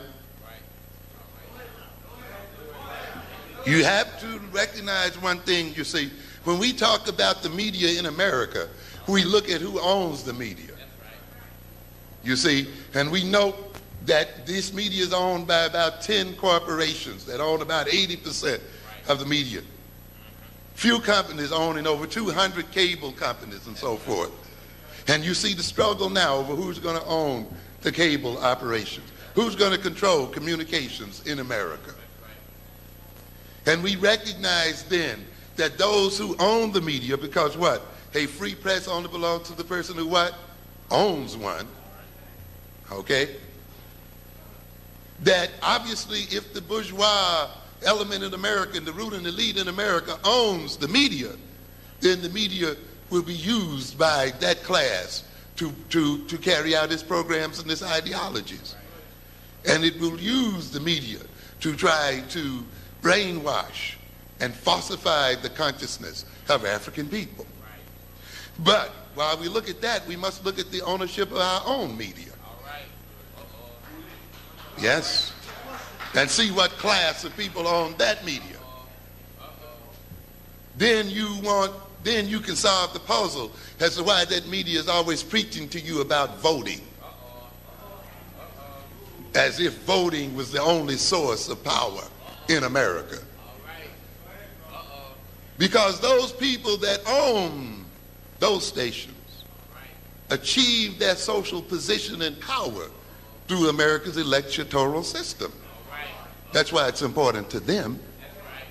Because the class of people that own those stations and control those stations got their position through what?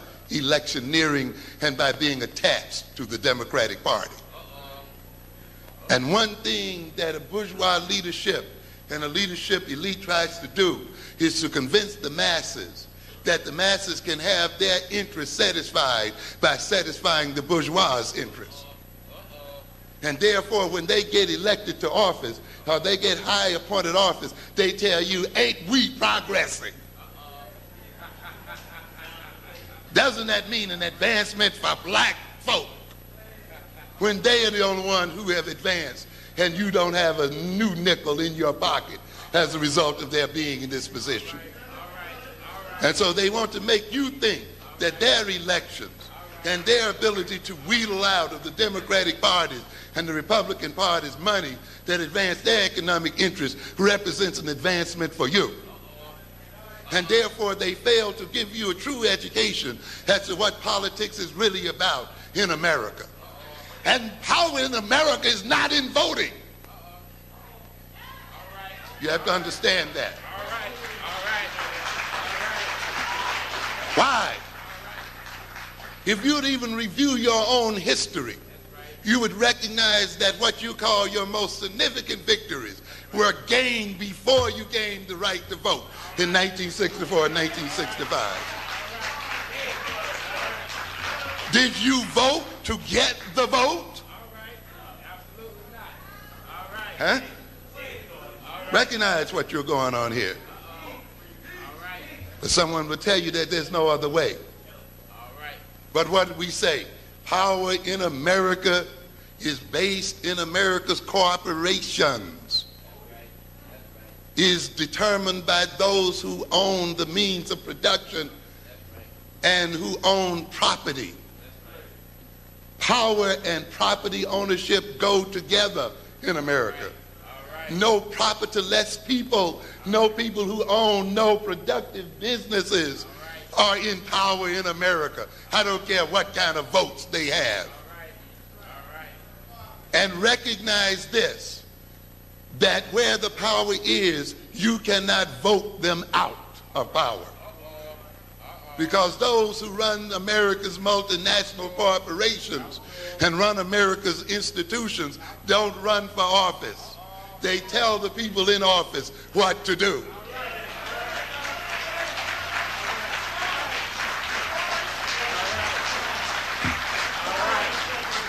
And therefore, if you're to wield real power in America, you must own the sources of power. And those sources mean the ownership of productive facilities and the ownership of property. And the control of major institutions and the ability to weld yourself together as a people and to control your consumption and to control your behavior in ways that you can exert your influence upon this system. But yet we get a medium that tells people, vote, vote, go out and vote. And you're going to suffer all the more as a result thereof. Yes, you got to face the reality. You got to know where it's going. Power lies in strategy. It lies in technique. It lies in alignment. You see. Why were blacks before they got the vote able to change the South? Through voting? Through alignments, through alliances, through control of their consumer rights. As you said time and time again, that to a great extent the civil rights movement was a consumer movement. It was a situation where blacks refused to spend their money in particular ways and in particular places. And by withdrawing their consumption, they were able to change the South before a single law was passed in their favor. That's right. That's right. Just the ability of black people to line up side by side and shoulder to shoulder and to march in one straight line changed the face of the South. So what does it say? Just the ability to sit in front of a door and not permit other people to pass is power. The ability to chain yourself down is power, ladies and gentlemen. Ultimately, it means that power arrives out of cooperation, out of alignment, out of strategy, and out of technique, and out of a sense of purpose and mission, and out of the ability to withdraw support. That's right. By voting in this system of domination in a way you legitimate your own domination as a people. That's right. And you have to watch it. Let's learn where power is, and that's what we're going to be talking about in Blueprint for Black Power. Where is it? We have this NAACP, this assimilationist, moralist leadership that sees the solution of black problems as involving the assimilating with people. But I just got through telling you that blacks are now more segregated than ever. So if our power depends on assimilation, we're in deep trouble. Yes. We have some group of preachers who try to tell you that the major problem in America is moral. Yes, that's why I call them moralists. That these people are stereotyped or some kind of way. And if we get them understanding, you see these little silly ads on TV, stop the hate. As if this is going to change something. As if the problem is hate. If the problem is they have a wrong knowledge of who you are. Come on. Yes. That the problem is one of morals. And therefore what we got to do is convert these white people to their own religion. And we got to make them true believers in their own constitution. And that way we will be free. You're out of your mind. Every revolution has had to deal with the issue of whether you should struggle for abstract rights or struggle for a right to meet the basic needs of the people. This was the issue that Booker was working with too. He was weighing that issue. Is the voting the really primary thing, getting black people to vote? Getting civil rights the primary thing? Or should we see about feeding the people first, building an economic base, and then moving into the civil rights and voting thing? When we look at the history of other immigrant groups and ethnic groups, we've seen them almost be silent on the issue of voting and civil rights and so forth, as they moved into the black communities and other communities and established an economic base. And then after getting an economic base, using that base as a political tool. You see now the vendors are being swept from the streets of Brooklyn, and they're being swept from the streets of Harlem on black folks' money. You sat up here and you supported these Koreans. You didn't see color when you spent your money. You wouldn't let somebody else tell you how to spend my money. And they paid you back. You talked about multiculturalism, and yet not a one of you is in partnership with a Korean. Not one of you is in partnership with an Arab. Not one of you is in partnership with white folk. Where are the multicultural businesses? Where are the multicultural economic situations? What are you talking about, multiculturalism? Where is it? They laid it on you. And yet in Blueprint for Black Power, I talk very straightforwardly about the Korean organizations. I named the presidents. We're calling names here, ladies and gentlemen. And they are called the Korean Producers Association, the Korean Grocers Association, the Koreans of Greater New York Association, not Multicultural Association, not Multicultural Grocers Association. No, Korean grocers, Korean producers. You understand? But we are the people of color. They're even buying your politicians. There you go. A month or two ago, they took a group of these Negroes from the Black Caucus to Korea. Wined them and dined them. Presented seminars about race harmony to them. So your own legislative people will become their cogs and will be used by them to operate against your very interest because you were colorblind and you wanted to assimilate.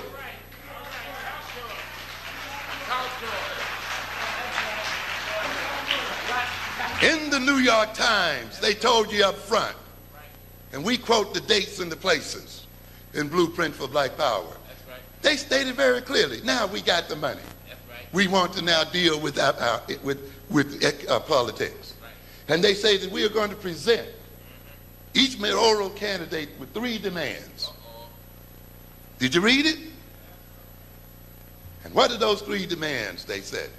We want now to have a terminal market, a cooperative market that belongs to us as Koreans, so that they can control both the what? Wholesale and what? Retail end of the deal. We're not going to even buy from the whites out there in the Bronx terminal market. That's what we want. And we're going to vote for mayors, and we're going to fund their campaign based on whether they can meet this demand.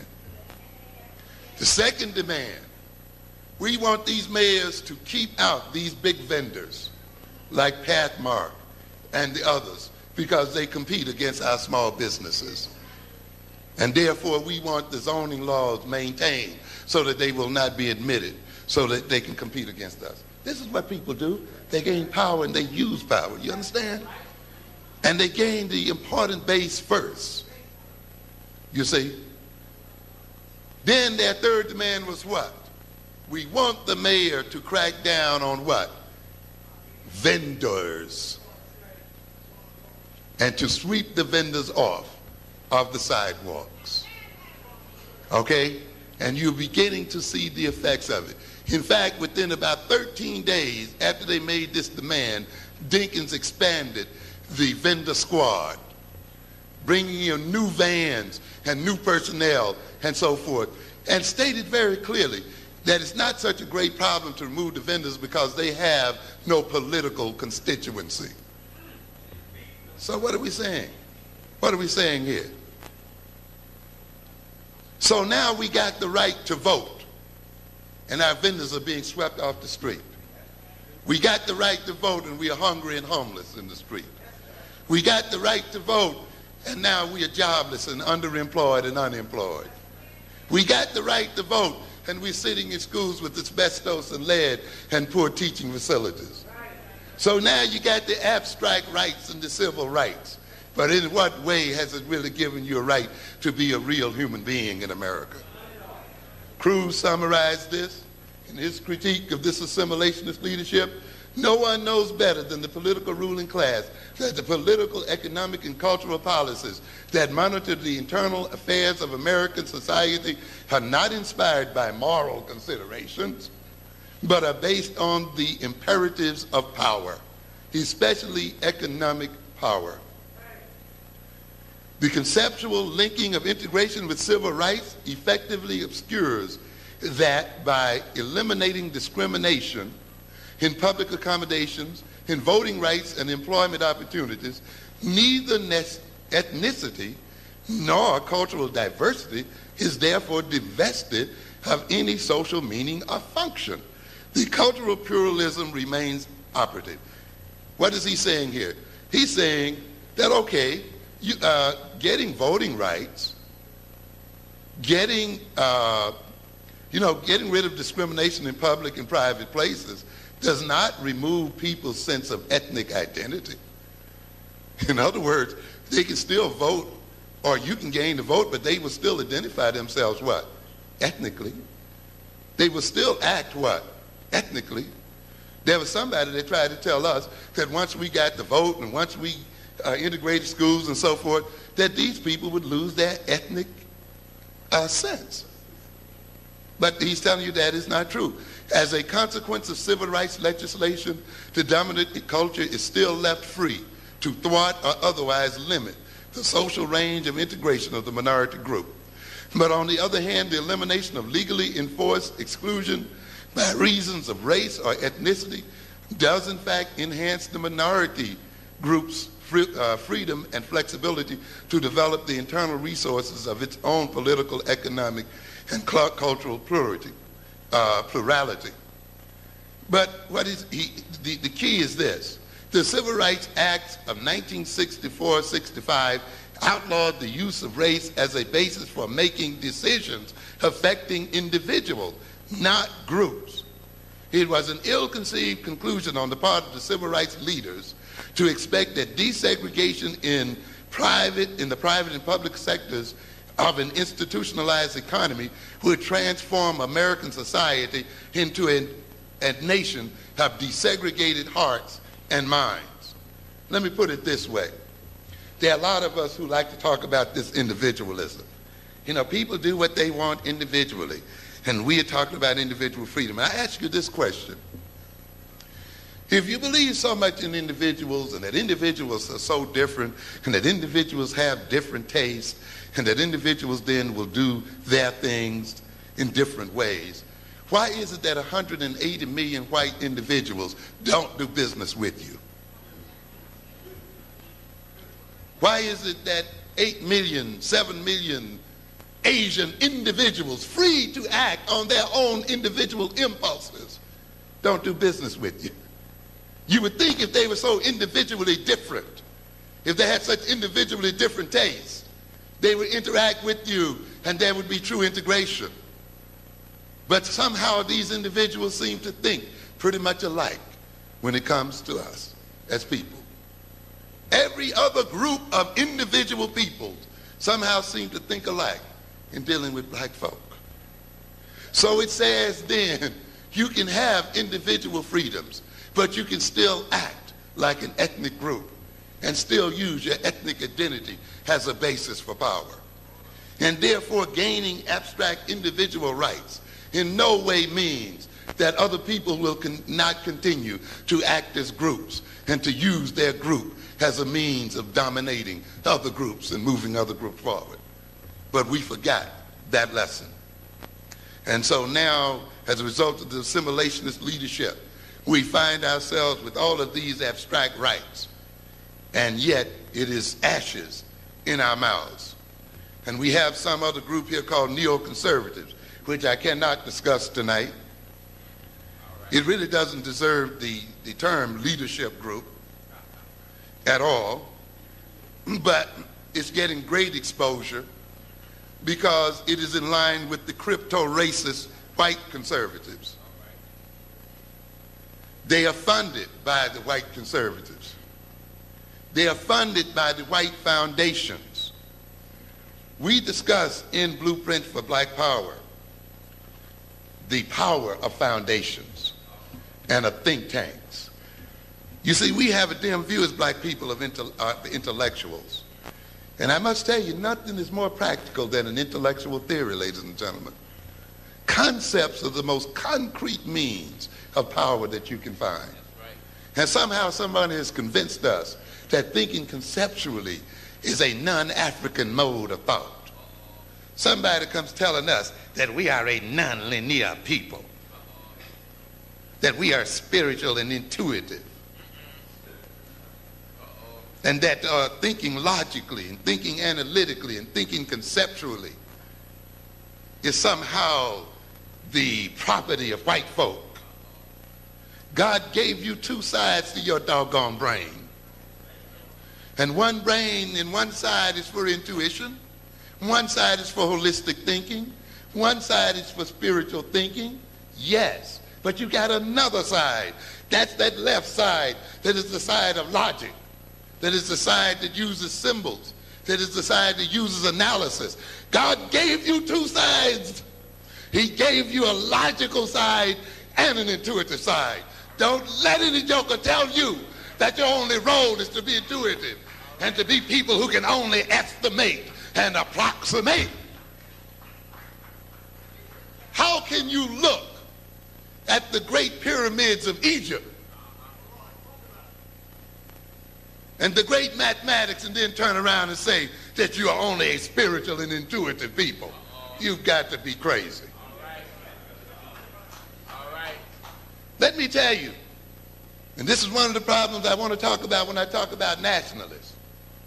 Be careful that in your effort to separate yourself from white folk, you don't wrap white stereotypes in kente cloth. Okay? And this is happening to a lot of us. The same stereotypes that these people have laid on us, that we can't think straight, we can't think logically, we are emotionally oriented, we are overrun by spiritualism and spiritism, that we like to guess, that we don't know the real, the true answer. This is the same game that whites been laying on us. Then we get some guys who want to come in and says, this is naturally African. And now we feel all right about it. Get out of here. We got some people telling us, you know, that we are an oral people, and we are an oral people. But they want to make us think that oral communications is the only means by which we as African people should communicate with one another. You got to be out of your mind in a day and age of electronic communications and computers and so forth to lean on an antiquated methods of oral presentation. It is no way I can deliver here in this oral presentation the kind of information that can be delivered in a book. And therefore you must become a book reading people. You must become a people who can analyze words. You must become a people with a vast vocabulary. You must become a people who can process the highest words and the most difficult words rapidly, because these are the people who are opposing you and who intend to bring your life to an end. Be careful. Let me tell you quickly what these institutions will do for you. You think they're just collections of intellectuals thinking, right? Forget it. Let's look at what the Ford Foundation did here when they decided to transform the nature of social science and the way social science research was done. And they decided they would recreate the whole nature of scientific research, social science research in the universities. They created what they call a foreign area fellowship program. And they financed it. They granted over $23 million to researchers. You see, the elite doesn't play around. When they want to change the nature of things, they fund those things. They build institutions and think tanks and the whole bit. And we lay all of this out in Blueprint for Black Power. That's why you got to have think tanks. That's why you got to have a whole set of institutions. You see, that's why your goal must be, as our goal is at African World Info Systems, to write all of the books that are being read in the Black Studies programs. That's what you got to do. As this next generation of black students move through the universities, there's got to be your nationalistic books and your nationalistic perspectives and your African-centered perspectives that they study from. They must crowd out any other point of view in the university. It must be African-centered professors educated in African-centered institutions that sit as the chairpersons of the departments. That's why I tell people I'm not writing for the current generation, I'm writing for the next one. So when those students move through the Black Studies programs and the other studies programs, and they read Black on Black Violence, Awakening the Natural Genius of Black Children, the Falsification of African Consciousness, Understanding Black Adolescent Male Power, Violence, Blueprint for Black Power, Educating Black Children for the 21st Century, they will have a conceptual orientation toward the world such that they will now move in the interest of African people and not against that interest. But if you are not publishing, if you're not putting the textbooks out, if you're not educating the professors, if you're not putting your people in the departments, if you're not making your teachers, if you're not placing them in the schools, then you cannot transform the opinions and orientations of your upcoming generations. And a people who have real power do these things, ladies and gentlemen. You must understand that. Now, these people decided then, now let's look at the statistics as a result of their funding this Foreign Area Fellowship Program. Statistics will demonstrate just how successful this program has been in strengthening American higher education. Strengthening. Of the 984 former fellows, you know, they call them fellows, you know, after you in postgraduate training, or you're a fellow at the Brookings Institute, or you're a fellow at the American Enterprise Institute, you know, something like that. You sit there and you do research and you do postdoctoral work. And we talk about how this is done, how ultimately let me show you how these people end up. Okay? So they graduated 984. 550 hold faculty positions in 181 colleges and universities in 38 states. This is how you do it. Some 29 universities employed 5 or more fellows. 10 universities have employed 10 or more. In addition to academic and teaching careers, 82 former fellows are now in government service. You put your people in policy positions. 38 are now in philanthropic or nonprofit organizations, so they can tell the NAACP and the black conservatives what to do. 45 are in business or professions.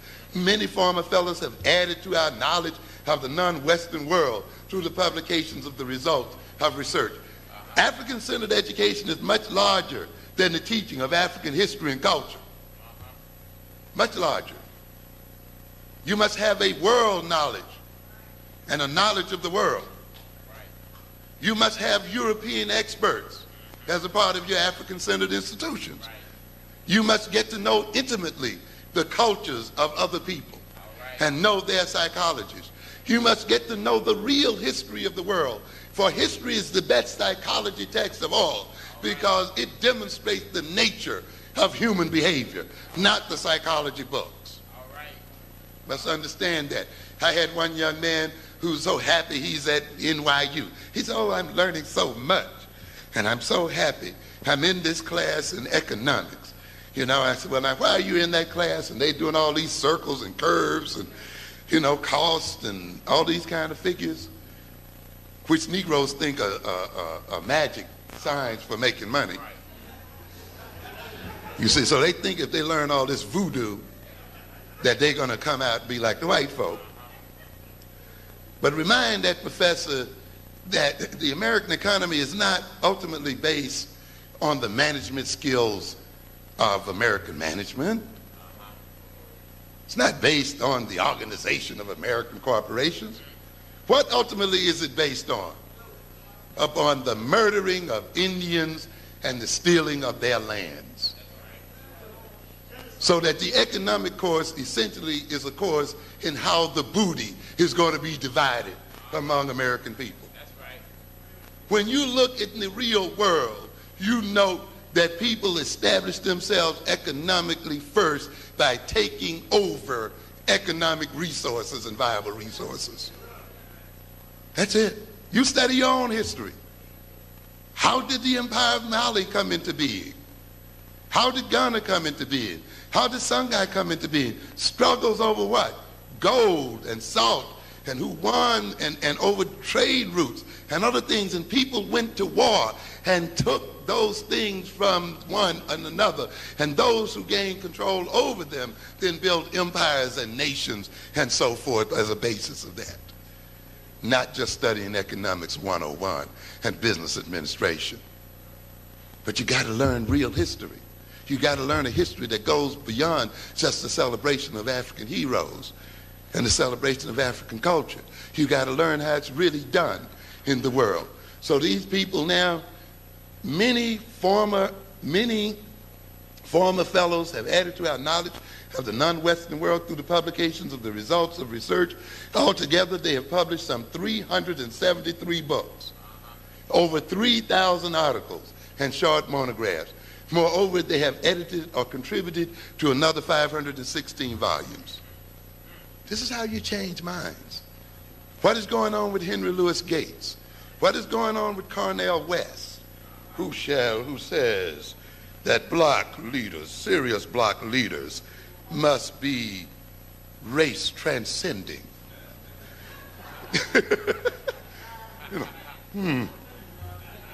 How the hell are you going to be a serious black leader and be race transcending? You know, but that's the dilemma of the assimilationists. They want race and not race at the same time. They want to organize black people based on blackness so that they can get rid of blackness. They want to use your black interests, your black feelings, and your black identity to advance their program so they can tell you later that blackness does not matter, that color has nothing to do with it. We are better off when we don't even refer to ourselves as black. We are better off when we amalgamate with the other people to the point of invisibility. If power is based on a collective identity, if power is based on social cooperation, if power is based on shared history and shared values and shared goals, how can you have power when you tell people that they cannot identify themselves on any basis whatsoever and that they should become individuals without any identity whatsoever? So consequently, this organization cannot empower black people. As a matter of fact, when we look at its history, we recognize immediately that this organization has not only been wrong-headed, it has actually been destructive to black people. And therefore, the assimilationist, moralist leadership must be destroyed and a new leadership structure built on its ruins. Yes. You don't want to deal with it, then stay with it and die. Yes. This is the deal. There's only one serious leadership structure available for African people. And that's the leadership struggle provided by African nationalism. It's the only way to go. There's no other way around. You must understand, but see, some people have deceived you about nationalism. What nationalism is and what it isn't. Some people have told you that nationalism means race hatred. That it means, one race being superior to another race. It's the same kind of joke that they tried to tell you about Afrocentrism being the mirror image of what? Eurocentrism. It's a joke. It's not true. Understand what nationalism is. Nationalism is an ideology of 1,000 faces.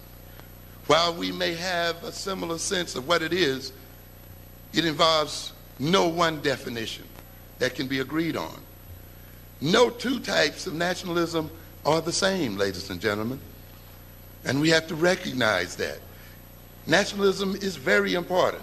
Nationalism, allied with the sense of nation, offers unity and mutual support, solidarity and identity, structure and cohesion to people who otherwise may feel atomized, insecure, vulnerable, and bereft of stabilizing norms, values, and affirmative social relations. Through nationness and nationalism, the individual transcends his existential aloneness and shares in the much broader virtues and power of the group. His power and that of the group to which he belongs are one. And let us look at nationalism. Nationalism creates focused power which enables the people to achieve ends, which is separate individuals pursuing their own unrelated self-interested ends they could never achieve. The power generated by nationalism is the bane and harbinger of destruction for those who wish to establish or maintain imperial control over other people. What are we saying here then?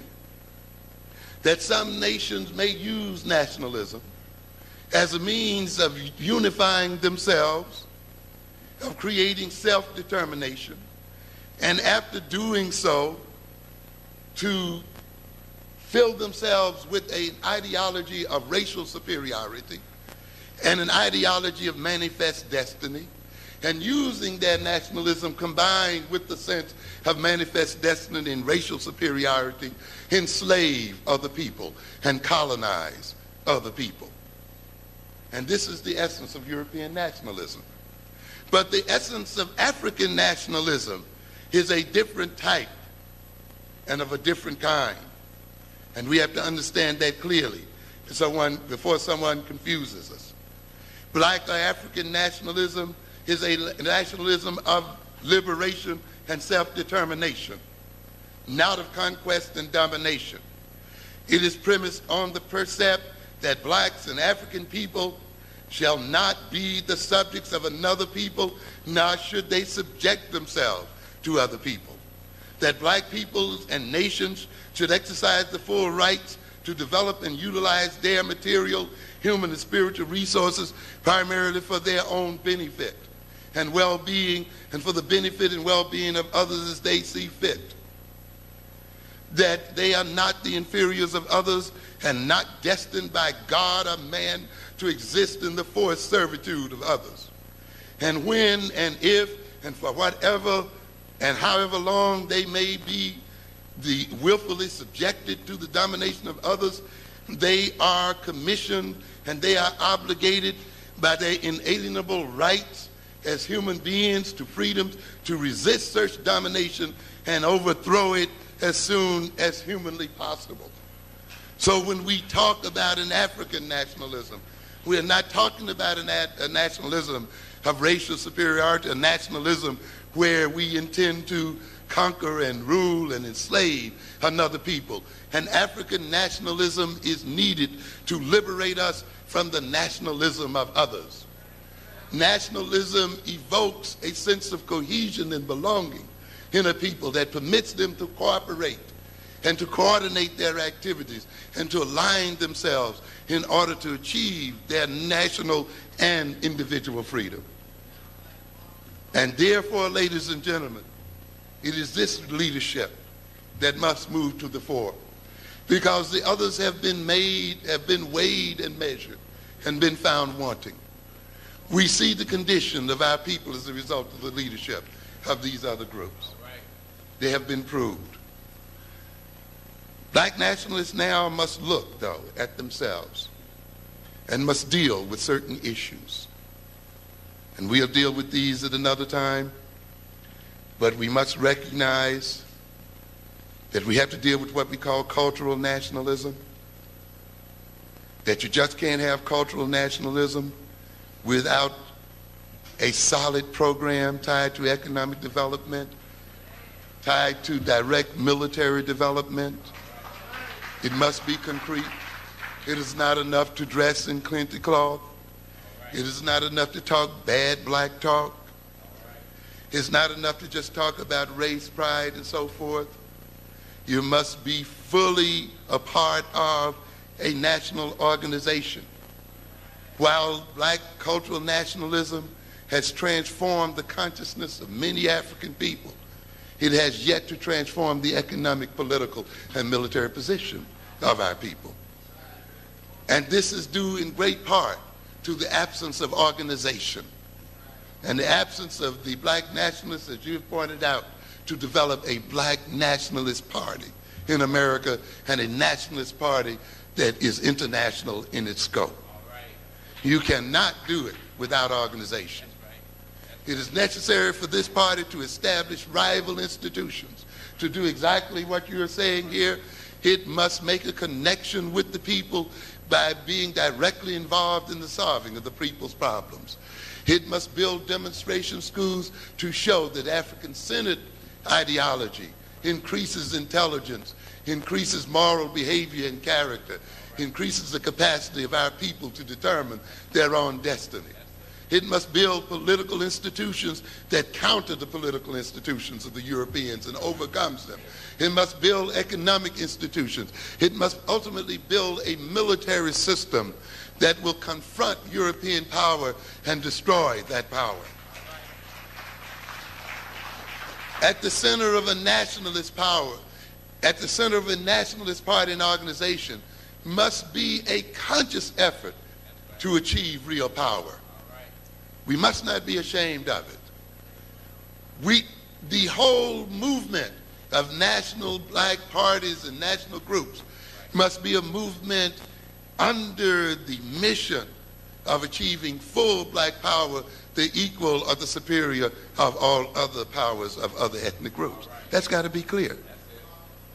When you design an educational curriculum, it must be designed with nation building in mind. And you must move from nation building into how a curriculum is created. You must move from nation building into how children should be reared. You must move from nation building into how an economic system is developed. But you must have a leadership structure in black nationalism that is imaginative, that is creative, that has high vision, that is not limited and not reactionary, not a retreat from confrontation with the world, not an ego-massaging black nationalist leadership.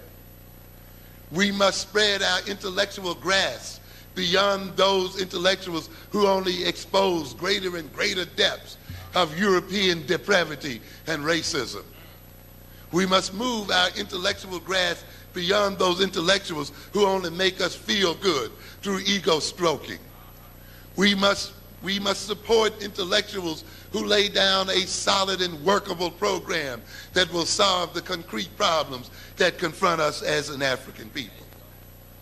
Now let me show you and demonstrate for a second the problem you have when you just concentrate on cultural nationalism alone.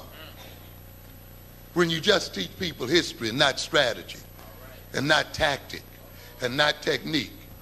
When you just teach people with a bunch of unconnected lecturers and so forth. When you just teach people with a bunch of publications that are not a part of a unitary organization and not a part of a national and international movement. When you use people to teach who are not a part of a national party and who are not concerned with building a nation within a nation in America and ultimately constructing a Pan-African economic system across the world. You will succeed in getting many black people to say that they're African. You will succeed in getting many black people to wear kente cloth. You will succeed in getting many black people to travel back and forth to Africa. But you will also succeed in getting Koreans to sell them the kente cloth that they wear around their necks. Yes, and this is what's going on out here. You will also succeed in getting other groups to get your airline tickets and to pick up your hotel money as you kiss the ground on the mother continent. All right, there you go. Yes, you can talk about your Negroness like those Baptists did here a couple of weeks ago, who had over 30,000 reservations in New York City hotels with not a single black hotel. You can talk about that and then talk about how are we going to deal with black economic problems. And you're down there spending between $40 and $70 million with white folk.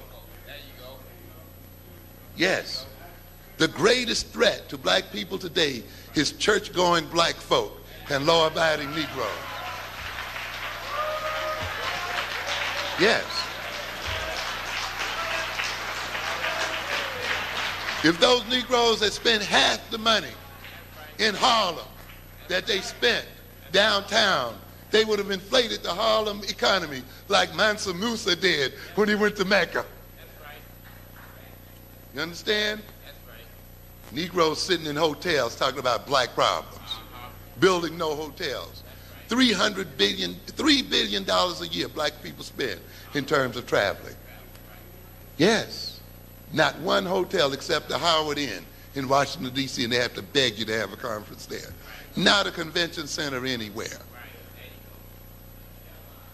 And now you got the ultimate insult last week when a white-owned company using a name called African Pride, because you convince people it's great to be African. And I've seen the package, a beautiful container, red, black, and green. Beautiful words, African Pride. If you didn't know this country was owned by whites, you would buy it with pride.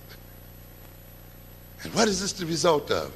Cultural nationalists having changed the consciousness of black people, and black people buying in terms of that consciousness, but buying it from whom? Other people. And those other people now challenging your own right to use the word Africa and African. So, ladies and gentlemen, I join with Brother Maddox here this evening and other black nationalists in saying we are now ready to take up the gauntlet. And we are now ready to organize and create an organism by which means we can empower African people in America and the world over.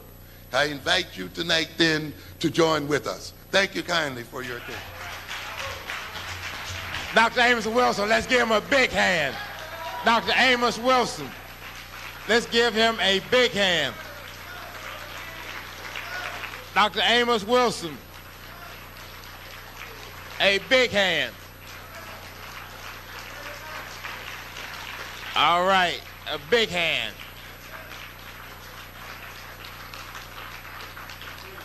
I want everybody that's walking out of here right now to turn around and put your hand in the hand of a brother or sister. We do not leave out of here without our fellowship. Let me say a couple quick things. One is, and this is very important, sometimes things need to be summarized. Everybody here should get a tape of tonight's lecture and listen to it at least 10 times. That's how heavy it is tonight. Everybody should get a copy of that lecture and listen to it at least 10 times, because you will not hear this kind of analysis that often. It's that serious. It needs to be that kind of discussion. Secondly, let me say that what we talked about in terms of grassroots persons meeting and dealing with Emily Ben and other cases and keeping the political prostitutes out of the meeting. And you make a decision as to where we go. That's something innovative. It's something that relates to strategy and tactics. In a war, and I know that's a strong word, people act rather offensive about it, but in a war, you cannot let the enemy define the terrain. You have to define the terrain yourself if you're going to defeat the enemy. Part of that is this, the element of surprise. If the enemy expects you to operate in one manner, you have to operate in another. Now, understand this. Anytime that you get ready to do something, white folks don't get disturbed because they know there is somebody on their payroll in your midst. All right? So whatever you decide to do, the only thing they do is hit their computer and say how many of our niggas in that organization is on our payroll. That's all they do. And then they know from that, they ain't got to worry about it. But you see, once you call a meeting, keep all of the Negro activist leaders out of the meeting, the white man then, when he punches the computer, says, what nigga do I have in there? And that's really, that's the terminology they use. And when they realize that there is nobody in that meeting of theirs, they're in trouble. And that's the kind of meeting you got to call. All right, that's when they really get worried. You see, when they pick up the computer and realize the next Tuesday night at IS 258, that's where the meeting going to be, where the community is there, nobody else. I won't be there. Sonny Carson or Dorothy or Sharpton or December 12th, nobody. But the community, that's you. Then they realize that there's nobody on the payroll. You understand? I'm not incriminating everybody, but I'm saying that there are definitely some activist Negroes who are on the payroll. All right? And so once you call that meeting and they are not permitted into the meeting, the white man got problems. And when you decide what action you want to take and dictate that to us, then they really got problems. And you're going to see some real changes in this town. That's what Dr. Wilson was talking about in terms of strategy and tactics. See, it's not enough just to come here and talk and give history lessons. We got to also engage in strategy and tactics, all right, in a military manner. And that's why it's important next week for everybody to be out to IS 258, talk about it on the radio, have everybody else to come out and make sure that that happens. Secondly, let me say that we have a Sister Robinson from Ghana who is here. Sister Robinson is going to give us a brief presentation next week, all right? And so everybody should be here at 7:30 for a brief presentation on Ghana next week, which will be followed by our premier elder, Dr. John Henry Clark, who will be here at the Slave Theater next week. So that's very, very important. Finally, let me say that those of you who can should reach in your pocket and pull out 2 George Washingtons on your way out. All right? 2 George Washingtons on your way out. It's very important. When you hear lectures like this, you don't want to leave people dry. Am I right? Because this brother put a lot into it. All right? And it was powerful. All right? It is as powerful as anybody can get. Now, if you were going to a white man's theater tonight, you would spend $10 on popcorn and bubble gum and everything else. You understand? You would spend that much money when you got through with your candy bars and all of that other crap in your system. So it's very important that we support our own, because this is more meaningful than anything that you're going to find in one of those cracker theaters. Hopefully next week you'll come back and let us know where we are headed, whether it's Crown Heights, 770 Eastern Parkway, or wherever. But it'll be a community decision. That's 7 o'clock. 7 o'clock next Tuesday night. All right? We'll be there. At least you'll be there. And also, let me say that we have the Guardians are here tonight, and I asked Eric Adams to come, and certainly we hope that he will be able to come, because he's going to be under a lot of pressure. There's going to be a lot of people after him, because anytime that you say that Negroes have left their community or Latinos have left their community and married somebody else, that steps on a lot of toes. All right? Because you know every Negro leader in our community is sleeping white. So they're going to all be out for Eric, because their white girlfriends are going to make them do it. You understand? All right? So you know they're going to be out for Eric, because all these Negroes are sleeping white. Every last one of them. That's why we need to get rid of them. It was a statement that should have been made and should be repeated. And if he's not making it, I'm going to make it, because you know I've always made it. All right? I've said very simply that you have to watch out for who counsel people. And you can't defeat a Negro, or you can't convince a Negro who is laying up and engaged in pillow talk with some white witch. All right? You understand? You can't defeat that. You can't tell a Negro nothing when a white woman starts whispering in his ear. All right? That's the real deal. So that's something very serious. It should have been said, should be repeated, because we are not going anywhere as long as we got that kind of thinking. And later for these crackers, because they ain't never meant nothing to us anyway, and we were doing great in Africa before we ever met them. All right? So we don't need them. They came to us, we didn't go to them. All right? Repeat after me. We're an African people, robbed from our homeland, robbed of our names, our language, our culture, our religion, and our self-respect. But we shall rise, never to fall again. Up, ye mighty race, you can accomplish what you will. No justice, no peace. No justice, no peace. No justice, no peace. No justice, no peace. No justice, no peace. All right, next week. Thank you very much. All roads next Tuesday night, 258, 141 Macon, between Marcy and Tompkins, right here in Brooklyn.